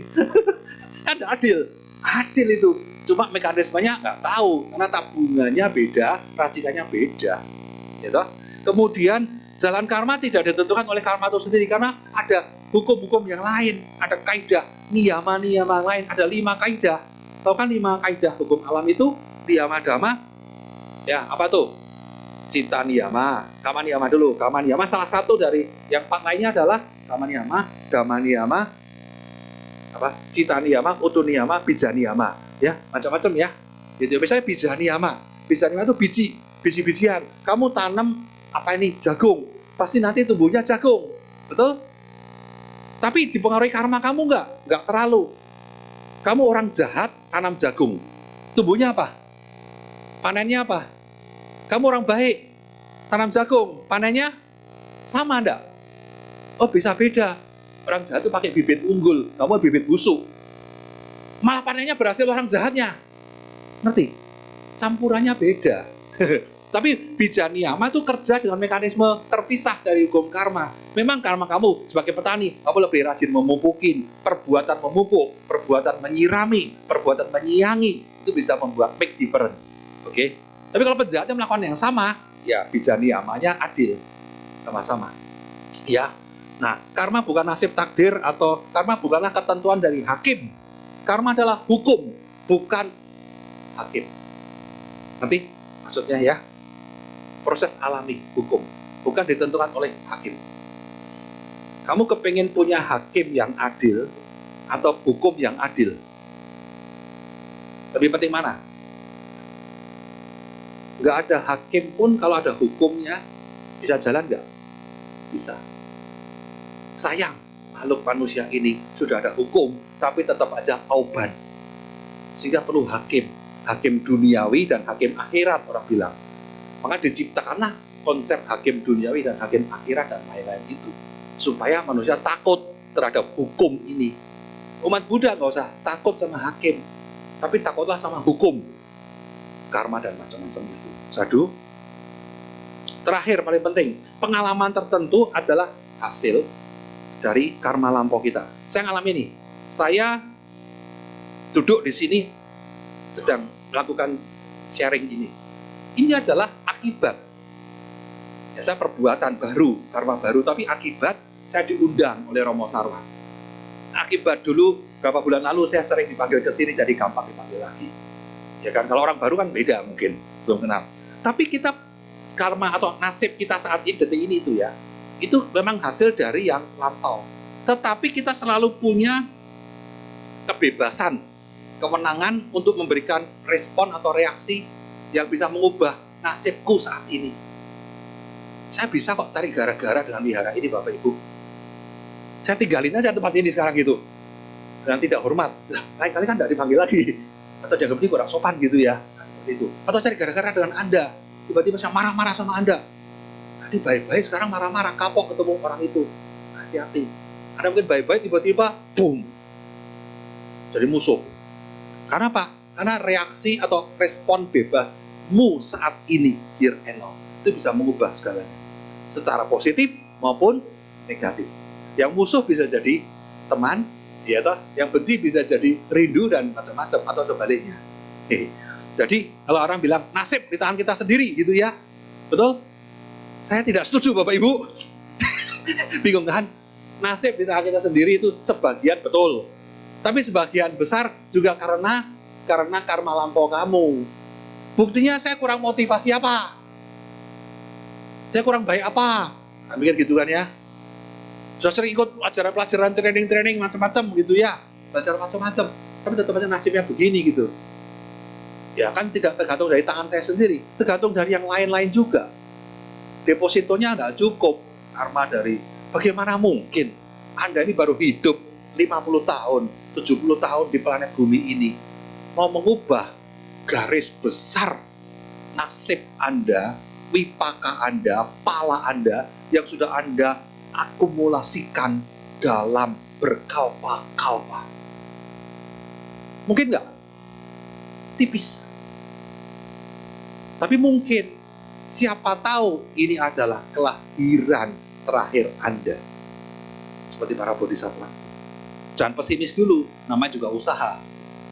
Ya kan? Bisa nggak mencapai Sotapanna in this very life? Di Tewa Dame, Sotapanna Hotu. Menjadi Sotapanna dalam kehidupan ini juga. Why not? Siapa tahu ini kelahiran ke-7 terakhir saya. Atau ke-5 terakhir saya. Very possible. Tapi jangan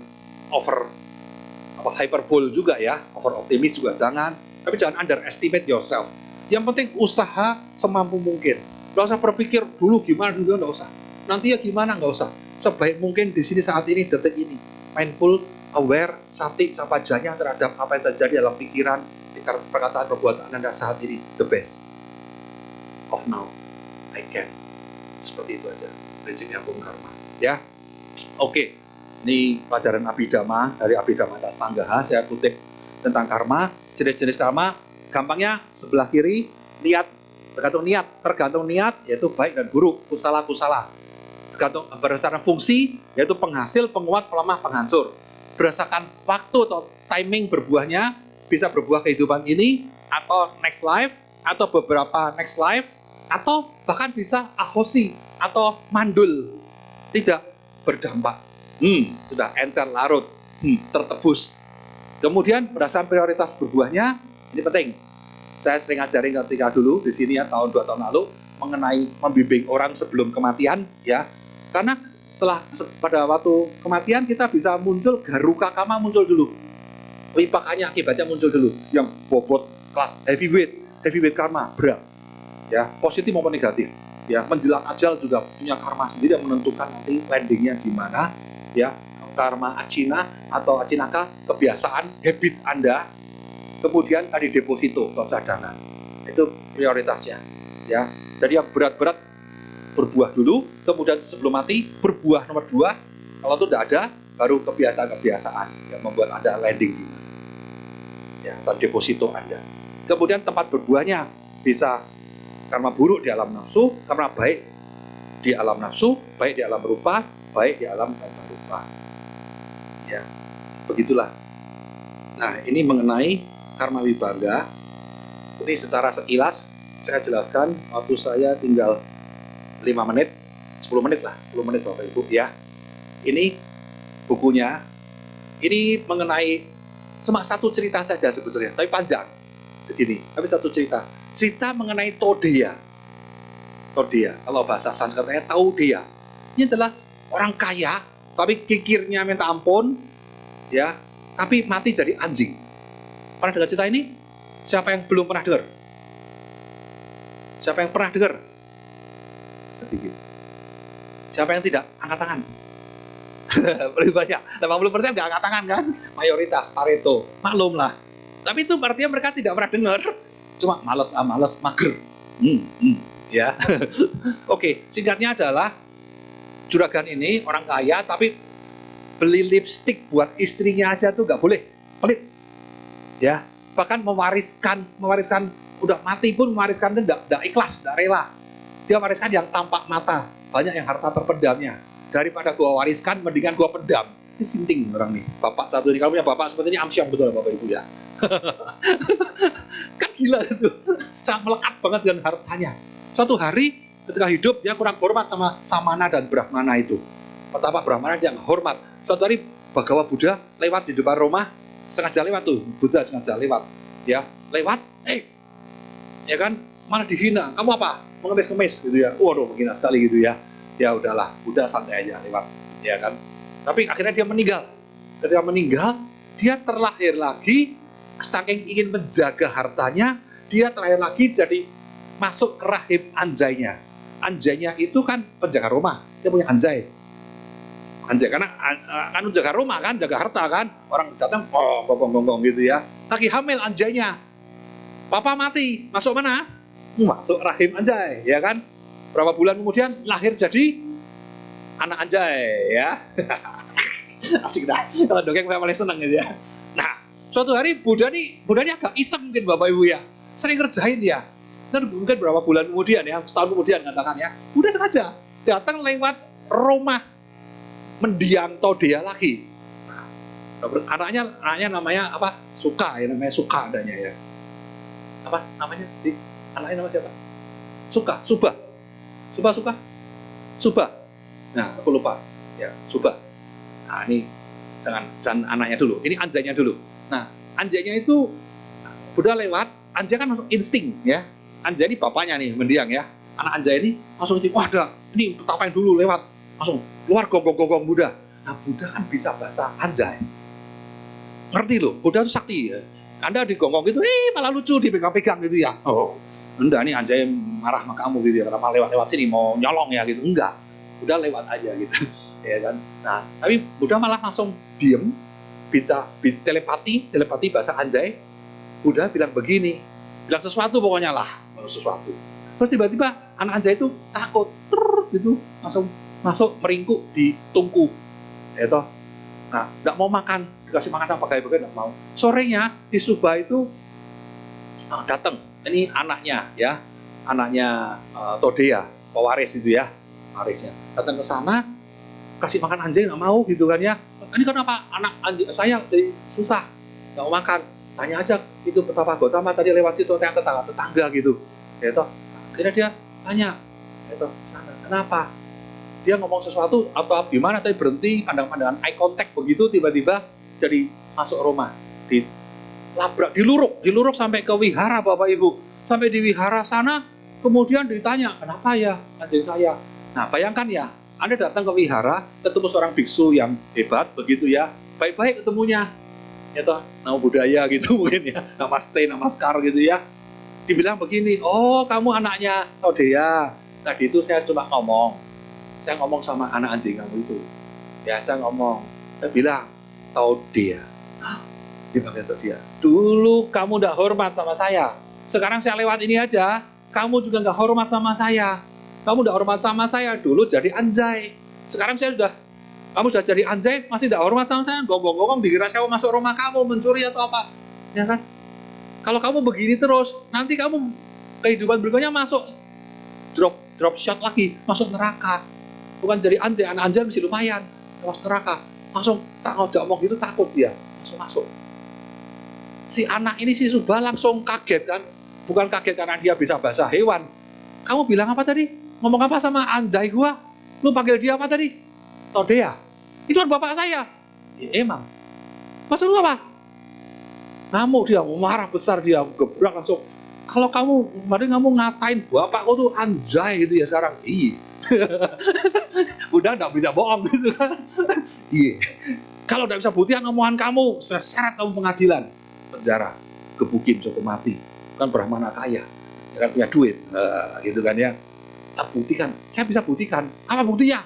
Kamu kan ada beberapa warisan bapakmu yang kamu curigai belum dikasih. Nah, kok tahu? Tahu lah, saya kan Buddha, tahu lah gitu ya. Kamu sekarang pulang ke rumah, kasih makan anjingmu enak-enak ya, nanti dilus-lus, nanti bilang sama dia, diajak ngomong bahasa manusia lah, bahasa Sanskerta kuno gitu misalnya kan ya, papa, gitu ya, pah gitu ya, pah, mana nih duit yang kamu dulu sembunyikan gitu ya, kan lagi enak dia, ya toh, udah, nanti kamu gali di situ, nah benar dilakukan, pulang ke rumah dilakukan, bener, harta karun banyak sekali di kebun belakangnya, wah, si Subha ini langsung senang banget. Jadi marah lagi tidak sama Gotama?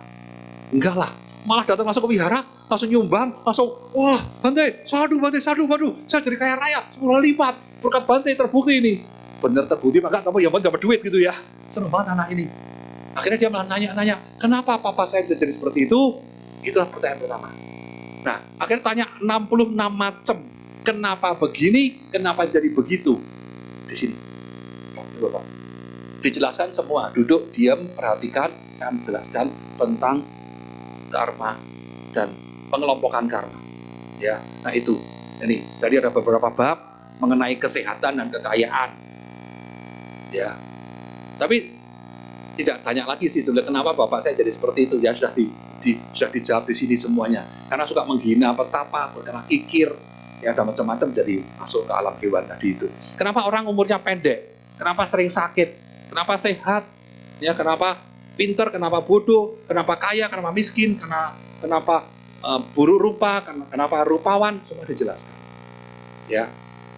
Nah, satu yang bagus nih. Apa perbuatan yang membawa pada banyak dihormati? Saya highlight aja, saya kutip-kutip yang penting-penting yang mungkin Anda belum pernah dengar. Perbuatan apa, karma apa yang membawa banyak dihormati? Salah satunya adalah membangkitkan bodhicitta dan semua akar kebaikan orang terhormat. Jadi kalau kita tuh punya bodhicitta, kita menjadi orang yang banyak dihormati.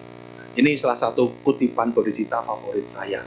Semoga aku menjadi obat bagi yang sakit, makanan bagi yang lapar, minuman bagi yang haus, harta bagi yang kekurangan, pelindung bagi yang takut, pemandu bagi yang tersesat, bahtera bagi yang menyeberang, pelita bagi yang dalam gulita, pembaringan bagi yang letih, pelayan bagi yang perlu dilayani. Sadu, tepuk tangan.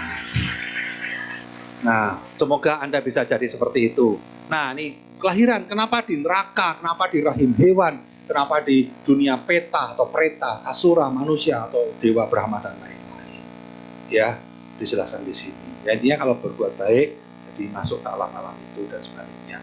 Kemudian ini ada tata laksana ya, klasifikasi begitu. Perbuatan sesungguhnya yang paling kuat, karena karma itu seperti intan. Intan itu adalah benda terkeras di bumi. Nah, karma itu bisa sekeras itu. Dimanapun aku berada di kendalinya, aku mengalami derita perbuatan. Maksudnya, karma itu kayak cetakan ukiran yang sangat kuat, Bapak Ibu. Tidak mungkin terhapus, tidak mudah terhapus. Kecuali oleh karma yang lebih kuat, yang oleh pendukung atau penunjang yang lebih kuat lagi, atau penghancur yang lebih kuat. Karma, ya tadi ditumpuk dengan karma, dicuci dengan karma juga. Ya, macam-macam. Ada juga menariknya di Karma Wibangga dibandingkan pelajaran karma yang Anda terima saat ini. Ini komplit, Bapak Ibu. Ada juga, kenapa orang itu seperti Juraganto Deya, kaya tapi kikir. Ada juga kebalikannya, miskin tapi pemurah. Kenapa ya? Menarik kan ya? Ada juga karma itu kehidupannya habis, udah mati, tapi karmanya nggak habis, jalan terus. Ya, yang menarik ya dari kitab ini, neraka itu tidak selamanya. Hell is not forever. Ya, pelajaran lain kan heaven is forever, hell is forever. Di Karma Wibangga Buddha, neraka is not forever. Ada neraka part time. Apa itu? Ada full time. Full time dulu. Full time, terus part time, kemudian short time. Nah, keren ya. Anda tahu semua lah istilah time ini lebih ahli dari saya mungkin ya. Full time. Ya, itu contohnya berbuat salah, tidak galau, tidak jijik, tidak surut, tidak mengaku, tidak bersumpah memantang, malah girang, malah seneng. Itu akibatnya adalah neraka full time. Ya, sebaliknya kalau Anda tuh berbuat salah, tetap masuk neraka, tapi Anda merasa bersalah, jijik, langsung surut, ngaku dan bersumpah nantang. Ya, dan tidak mengulangi lagi, tetap masuk neraka nggak? Masuk neraka. Anda pernah memperkosa orang misalnya, tapi Anda menyesal semenyesal-menyesalnya, di penjara juga di dunia, mati masuk neraka nggak? Masuk neraka, tapi short time. Kalau full time ya kasihan gitu kan, sudah menyesal banget, bunuh orang tapi nggak sengaja gitu, tentu ada hukumannya. Jadi campuran. Karma is not black and white, ladies and gentlemen. Bukan hitam dan putih. Karma itu adalah abu-abu. Karma itu adalah zebra. Kadang hitam, kadang putih, kadang abu-abu, kadang-kadang gradasi 10%, 90%, tergantung dari campuran Anda. Ya. Berbuat salah, tapi kalau menyesal, ya masuk surga, masuk neraka mungkin, tapi sebentar, mungkin sehari atau seminggu begitu. Ya. Ada juga cerita tentang terkenal Maitra Kanyata atau Maitra Yachna kalau dalam bahasa Sanskerta, Malin Kudang di Borobudur, Malin Kudang di agama Buddha, ada anak durhaka. Ya, ini berbuahnya di negara lain, tidak harus di negara sendiri. Ya, karena apa? Dia ini demi ambisi, ya, demi karir profesi, dia durhaka sama ibunya. Ibunya menua di rumah, minta jangan pergi anakku, kita nggak usah cari harta gimana, dagang di kota sendiri bisa. Nggak bisa, aku mau cari harta di luar negeri, masa dagang jualan biasa di rumah sendiri, di kota sendiri. Tapi kamu nungguin, sama mamamu lah, papamu sudah mati, mamamu di rumah, gak ada temennya, anak tunggal. Anak ini nggak mau, karena demi ambisi, demi karir, akhirnya bikin kapal, mau pergi, ibunya di pantai sampai megang-megang apa badannya sampai ibunya sampai kui gitu ya. Dasar anak durhaka, malah marah, ibunya ditendang kepalanya, Bapak Ibu. Dus gitu ya. Ada fotonya di Borobudur. Keren banget tuh. Torget belum tahu tuh. Saya ceritain langsung nangis semua mereka. Semua orang dibawa ke relief itu sekarang. Tapi ini reliefnya masih kelihatan di Borobudur. Karena bukan hanya di sini, muncul juga di atas di Awadana. Nah, senang itu ya. Jadi akhirnya dia malah masuk neraka di negara lain itu, malah pergi ke luar negeri. Jadi ini pesan moralnya ya, itu nomor 1. Anda tidak kaya nggak apa-apa, asal Anda bisa nungguin orang tua sampai beliau itu ya meninggal dunia pun, Anda itu ada kepuasan batin. Daripada Anda menjadi orang kaya di luar negeri, tapi orang tua Anda mati merana kesepian di rumah sendiri. Itu ironis. Satu, sedih. Ini lebih horor. Dan terakhir aja nih, anak-anak keluar ya. Terakhir ini cerita yang favorit saya adalah satu kitab ini, yaitu tentang bahwa kehidupan ini mati hidup ya. Tapi perbuatan ini terbawa terus, Bapak Ibu. lanjut terus karma kita ini. Ini cerita paling horor di buku ini. Saya ceritakan Bapak Ibu. Bayangkan ya, bersama dengan saya ya. Ada seorang siswa utama Buddha bernama Ayasma Mahamoggalayana. Moggalana, pernah dengar? Sakti mandraguna, hitam begitu. Semua orang kalau pindah cara itu rebutan kasih pindah patah kepada Sariputra, Ayasma Mahamoggalayana, Ayasma gitu ya. Wah, tapi suatu hari beliau ini sedang pindah cara ke sebuah desa di mana beliau kurang terkenal mungkin di situ ya. Mampir ke sebuah rumah, Kemudian berdiri di depan ya. Kan biasanya keluar terus memberikan derma ya, pindah patah ya. Pindah itu artinya makanan, patah itu artinya itu jatuh. Jadi makanan yang dijatuhkan, jatuh ke dalam patah mangkoknya. Kegiatan berkeliling itu namanya pindah cara. Kata verbanya pindah cari, ya, berkeliling menyambut derma. Oke, berkeliling untuk derma makanan. Nah, ini pindah patah. Kalau kegiatannya pindah cara, jangan salah ya. Oke, jadi beliau sedang di sana. Wah, kalau tahu umatnya pasti berebut semua mau ngasih ke seorang maha araha, ya, arahat yang sangat agung ini gitu ya. Tapi ini dasar orang keluarga ini nggak tahu dhamma, mungkin dia malah bilangnya apa? Nggak ada makanan di sini, pergi lu. Diusir malah. Ya beliau santai aja, nggak apa-apa, lanjut ke rumah sebelah. Nah, rumah sebelah ini kebetulan mengerti dharma begitu. Mas, orang kan cukup pinter. Dia kayak Ayasma tadi ditolak di situ ya, nggak apa-apa. Ya toh, terus mereka geleng-geleng. Gila, menakjubkan. Seorang Mahamoggalayana ditolak, nggak dikasih pindah patah. Heran, takjub sekali saya. Kita semua rebutan, malah orang tetangga gua ini malah amsyong betul lah gitu. Dia ngomel-ngomel gitu, tapi indirnya bilang menakjubkan. Seorang Arya yang mampu menggoncang Wijayanta, palace-nya, istananya Dewa Sakra, dengan ujung kaki kiri aja dibuat gempa bumi di surga aja. Raja Sakra pun takut, Bapak Ibu. Kiam Loong pun takut terus sama ini, sama Dewa Yama, Dewa Sakra pun takut sama Mahamoggalayana ini. Tapi ini malah ditolak, diusir lagi. Haya, itu bohoki banget orang itu ya, menakjubkan. Tapi Ayasma ini malah bilang itu belum seberapa menakjubkan. Upasaka, maksudnya Bante, ada yang lebih menakjubkan dari keluarga itu. Hah? Kepelitannya tuh nggak menakjubkan. Iya menakjubkan, tapi ada jauh lebih menakjubkan dari cerita keluarga itu. Maksudnya gimana? Untuk pembelajaran karma wibangga hari ini, izinkan saya menjelaskan ya, supaya kalian semua dapat pelajaran moralnya. Oh, dengan senang hati, siap Bante. Wah, dapat habis pindah cara, pindah patah, dikasih pelajaran dharma dana. Wah, sadu-sadu. Beliau menceritakan cerita yang horor ini, Bapak Ibu. Lebih menakjubkan daripada kekikiran orang itu.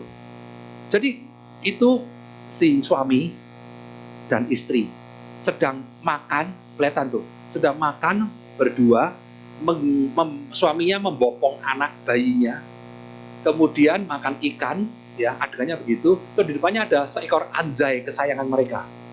Oke, ya, suami, istri, ada anaknya dibopong suaminya, makan ikan, terus kemudian ada anjay. Ya.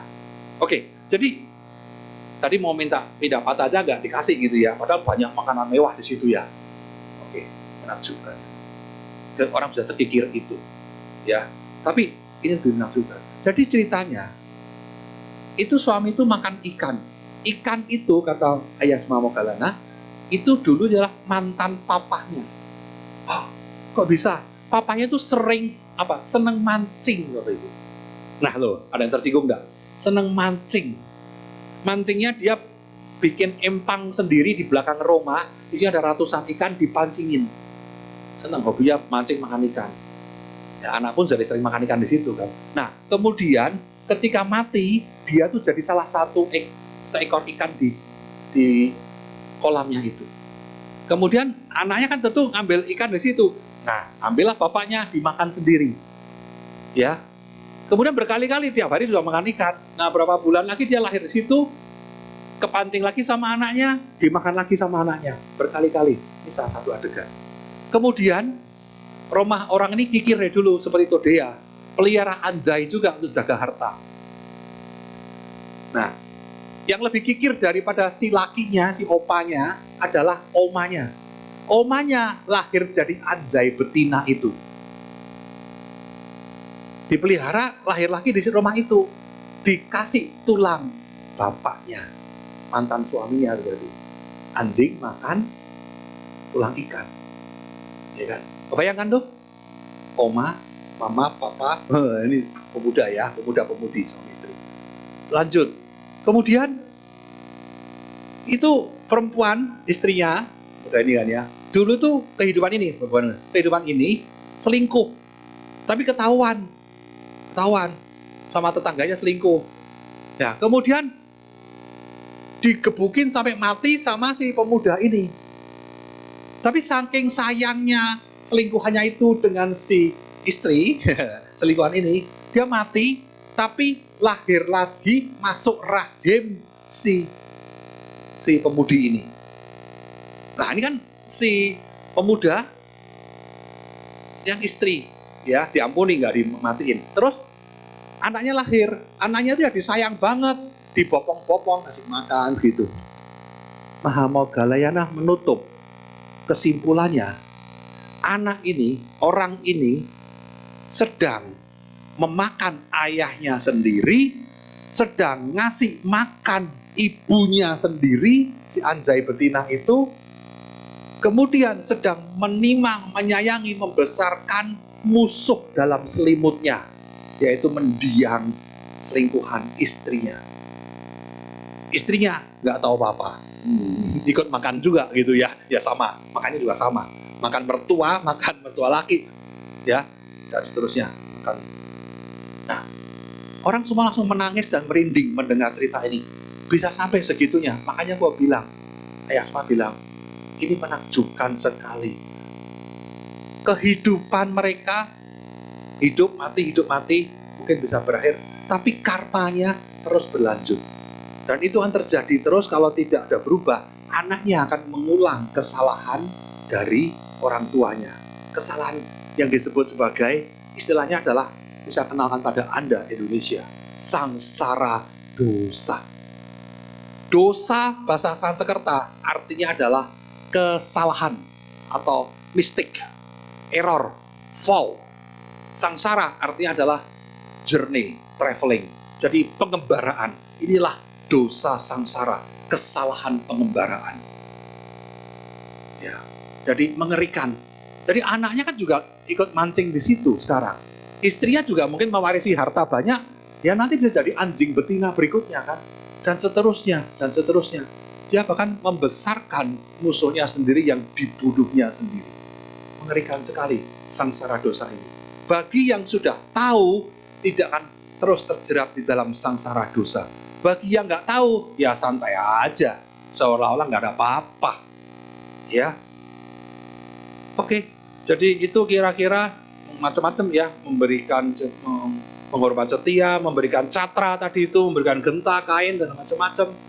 Ya, kesimpulan Bapak Ibu, sebagai renungan kita semua, hati-hati, be mindful, ya, be aware terhadap pikiran kita. Karena pikiran jadi perkataan. Jaga perkataan, perkataan jadi perbuatan, jaga perbuatan, perbuatan jadi kebiasaan, jadi habit, jaga kebiasaan, kebiasaan jadi sifat, karakter, jaga sifat, sifat jadi nasib. Sadu, sadu, tepuk tangan. Waktu saya habis, Bapak Ibu, tanya jawab ada apa enggak terserah dari MC. Demikianlah Dhammadesana yang telah disampaikan oleh Romo Handaka Wijananda. Untuk pertanyaan kita hanya batasi karena waktu terbatas sekali. Mungkin Romo boleh satu pertanyaan. Satu pertanyaan langsung. Adanya 3. Satu penanya, waktunya habis. Yang tanya saya kasih 3 buku. Kebaikan Romo. Terima kasih. Kan karmanya bergulir terus kan, terserah Anda mau diapain. Betul. Bagi yang ingin menanya bisa langsung maju ke depan. Boleh Pak, silakan Pak. Kalau yang Singkat ya Pak. iya. Ini Anda bisa baca ya. Tadi si pemuda Subah, anaknya Todea, bertanya, kenapa orang menjadi kurang bijaksana dan bijaksana? Pinter atau bodoh gitulah. Kata Buddha, kalau nggak pernah bertanya, nanti dia lahir lagi jadi kurang bijaksana. Kalau yang rajin bertanya, Terima kasih, lahir lagi Romo. bijaksana. Silakan. Karena Bapak. kan disuruh cepat-cepat juga. Iya, nggak apa-apa. Saya sampai catat. Oh iya, pertanyaan saya kan tadi sebutkan berapa tadi tour leader 30 ya? Tour leader. Yang Tour guide. ya tour guide 300 sampai 500. 300 sampai Minimal 300. Yang hadir di seminar saya 300 ya. waktu. Oke, pertanyaan saya kira-kira jumlah idealnya berapa? Di Borobudur. Ya, Itu yang sudah pertama. ideal. Tunggu dulu. Itu yang pertama. Terus yang kedua, jadi langsung aja nanti dijawab. Kedua, tren jumlah wisatawan itu berapa yang ke Borobudur? Bapak dari pariwisata nih ya, pariwisata. Oke. Ya, enggak, karena ini mengingatkan saya waktu gubernurnya itu Ganjar. Itu dia kan pernah memencanangkan Borobudur itu sebagai tanda petik Mekahnya Iya. agama Buddha. Itu Tapi bukan kan, tunggu dulu. Bukan usulan Ganjar. Usulan siapa? Usulan Mas Buddha lah. Setahu saya Pak Ganjar. Ya dia ngomong Ya, saya nggak tahu, tapi waktu itu sangat politis karena iya, itu politis. Karena takut banyak mayoritas ini melihat itu berhala. Ya itu yang kedua. Terserah, kalau mau dijawab boleh, kalau nggak dijawab nggak apa-apa. Saya jawab, Pak. Yang ketiga nih. Buddha selalu menjawab, Pak. Saya contoh dari Buddha. Oh iya, ini mengenai Tri Utami. Iya. Saya pernah ketemu dia beberapa kali. Oh iya. Dan dia dijuluki atau dia mengklaim sebagai manusia candi. Manusia candi. Ya, waktu itu juga dia pernah direkrut oleh PT Jababeka, tapi bosnya orang Katolik sih, untuk menjadikan dia sebagai brand ambassador untuk Candi Borobudur. Tapi kan akhirnya Taman Wisata Candi Borobudur dikembalikan ke Kementerian BUMN. Pertanyaan saya cuma update aja mengenai sosok Tri Utami. Apakah dia masih konsisten sebagai manusia candi? Oke. Terima kasih. Ya, Bapak nanya ke saya ya nggak salah gitu ya, karena kebetulan saya ya sering wirawiri Borobudur. Tapi saya tadi kira pertanyaan mengenai karma gitu, tentang ilmu dharmanya. Oke Pak, saya jawab Pak. Jadi yang pertama, saya lupa saya apa. Yang pertama tadi Pak. Oh idealnya, itu 300 sudah ideal Pak. Kalau kita mau, taunya gimana? Kalau kita mau ngelamar lagi itu sudah susah. Mungkin dihalang-halangi mereka juga, jangan nambah. Nanti rezekinya makin banyak terbagi kan. Tapi saya rasa waktu COVID pun kebanyakan segitu.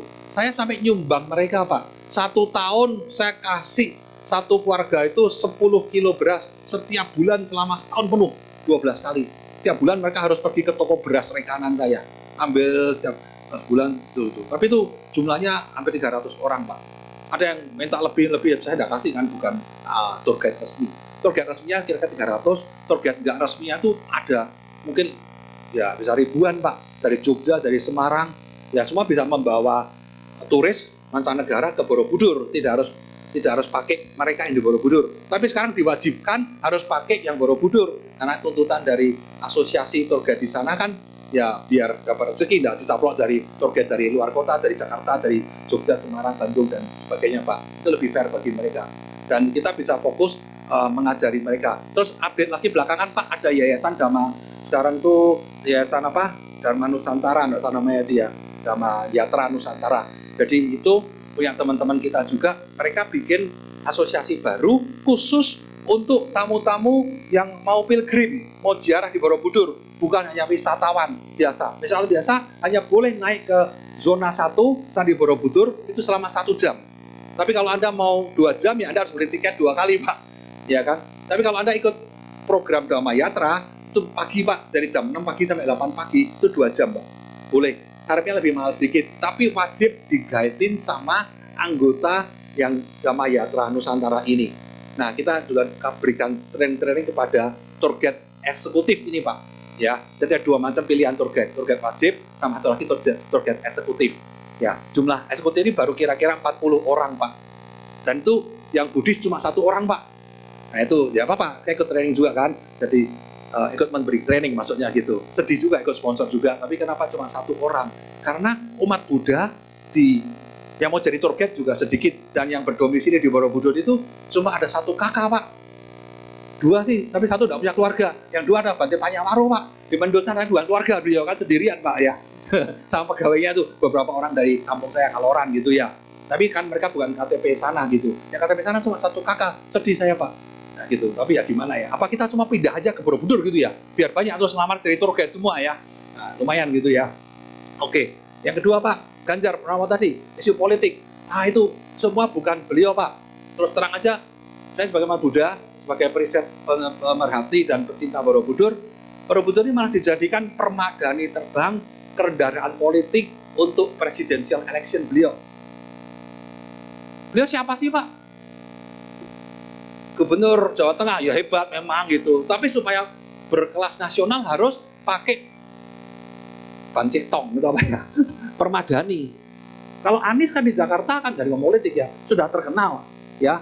DKI 1 ini otomatis kayak kandidasi untuk RI 1. Kalau Jawa Tengah harus pakai, nah itu dia permadani apa? Sesuatu yang di-anchor, dijangkarkan cara marketing, sesuatu yang sifatnya global atau nasional. Nah itu bukan ide beliau, Pak, itu kepinginan kita. Bahkan yang menyuarakan lebih kencang dari beliau itu adalah Gus Yakut sebetulnya, dengan program pemasangan Catra Borobudur, dengan menjadikan destinasi prioritas segala macam gitu. Nah, itu bukan Pak Jokowi ya, tapi itu bukan alasan politis, memang itu alasan ya memang pariwisata murni saja begitu. Ya main destination, top priority destination begitu. Tapi ya itulah, para politikus itu menggunakan Borobudur. Tapi kita sebagai umat Buddha sifatnya gimana? All is well, it's okay. Asalkan Borobudur ini bisa membawa kemanfaatan bagi banyak pihak, for the good of the many, for the happiness of the many. Bahujana hitaya, bahujana sukaya, lokanu kampanye, it's okay. Ya kan tidak dirusak, malah dipelihara. Kita diuntungkan secara langsung, biar itu muatan kendaraan politik. Terus kemudian mengenai Tri Utami ya oke lah, dia juga teman saya juga, Pak.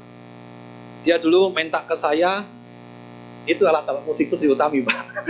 Tadi itu, ya Bapak dengar tadi ya. Salah satunya ada 1 dosen, satu lagi Tri Utami juga minta dikumpulin apa semua. Kan dia mau bikin orkestra Borobudur, bikin album Borobudur, segala macam. Kalau beliau ditunjuk jadi brand ambassador, oke, saya belum dengar itu, tapi saya ikut mau cita-cita, ya oke, apakah dia orang yang tepat atau enggak, nanti setelah dia betul-betul jadi, ya kita lihat. Tapi kalau brand ambassador menurut saya, satu ya, dia harus Buddhis lah. Borobudur loh ya, kita bukan brand ambassador, ini situs keagamaan, harusnya Buddhis ya. Apakah Stinwami Buddhis? Katanya sih iya, beliau sudah convert menjadi Buddhis, tapi kan saya belum lihat KTP-nya. Ketika saya ketemu beliau, saya tidak pernah ngomongin agama kamu sekarang apa ya, enggak.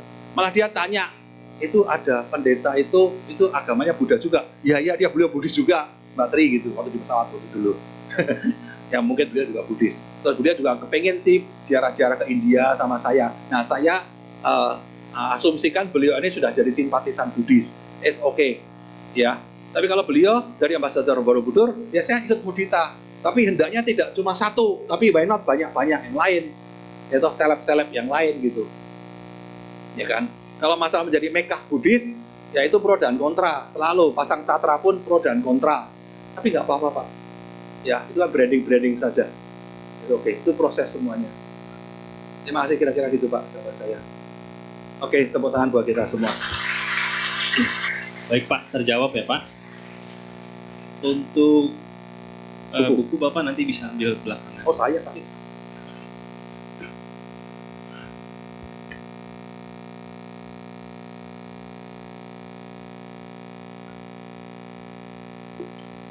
Bapak kan tadi nanya 3 pertanyaan, Pak. 3-3 buat Bapak. Oke. Baik, Bapak Ibu, demikianlah sesi tanya jawab dan Tunggu. Udah habis. Closing. Oh, Bapak. Ya. Mumpung ingat. Saya tuh kalau mumpung ingat, saya nggak mau tunda. Baik, Romo, silakan. Ingatan saya tuh jelek. Saya sering hilang ingatan bahkan. Kalau ingat sekarang, saya langsung sekarang gitu. Oke, baik, silakan. Karena hidup kan here and now. Saya terkaitan Bapak tadi itu loh. Oke, silakan. Saya tidak ingat sama Andi tadi. Andi itu kan kemarin quote suatu kitab. Itu ada di kitab Karmawi Bangga Sutra. Buddha bilang, orang baik itu apa? Orang baik itu adalah orang yang ya berbuat baik, berpikir baik, berkata baik tadi itu ya.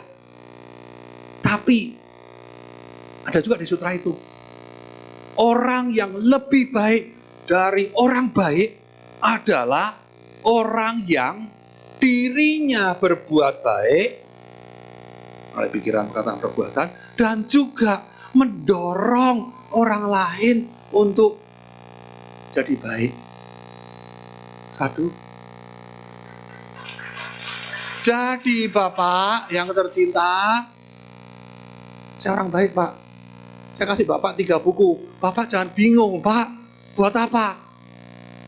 Bapak orang baik kan? Tahu harus diapakan buku itu?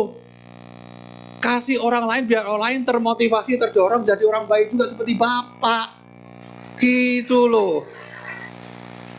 Kalau saya nggak mau baca, saya nggak senang buku apa gitu, ada 3, kasih 3. Jangan ngambil buku kalau Anda nggak mau baca, biar orang lain yang mendapatkannya. Betul? Ya, kalau Bapak ngambil 1 lah buat kenang-kenangan, kasih yang 2 buat orang lain. Kasih orang yang tepat ya Pak. Oke ya, jadi itulah orang yang lebih baik dari orang baik. That's why I'm here, and semoga Anda bisa terinspirasi. Makasih, sadu. Terima kasih Romo atas ceramah Dhammadesana dan tanya jawab yang telah diberikan. Sebelum kita menutupi, saya ingin menginfokan untuk Bapak Ibu yang mempunyai mobil Toyota Kijang Innova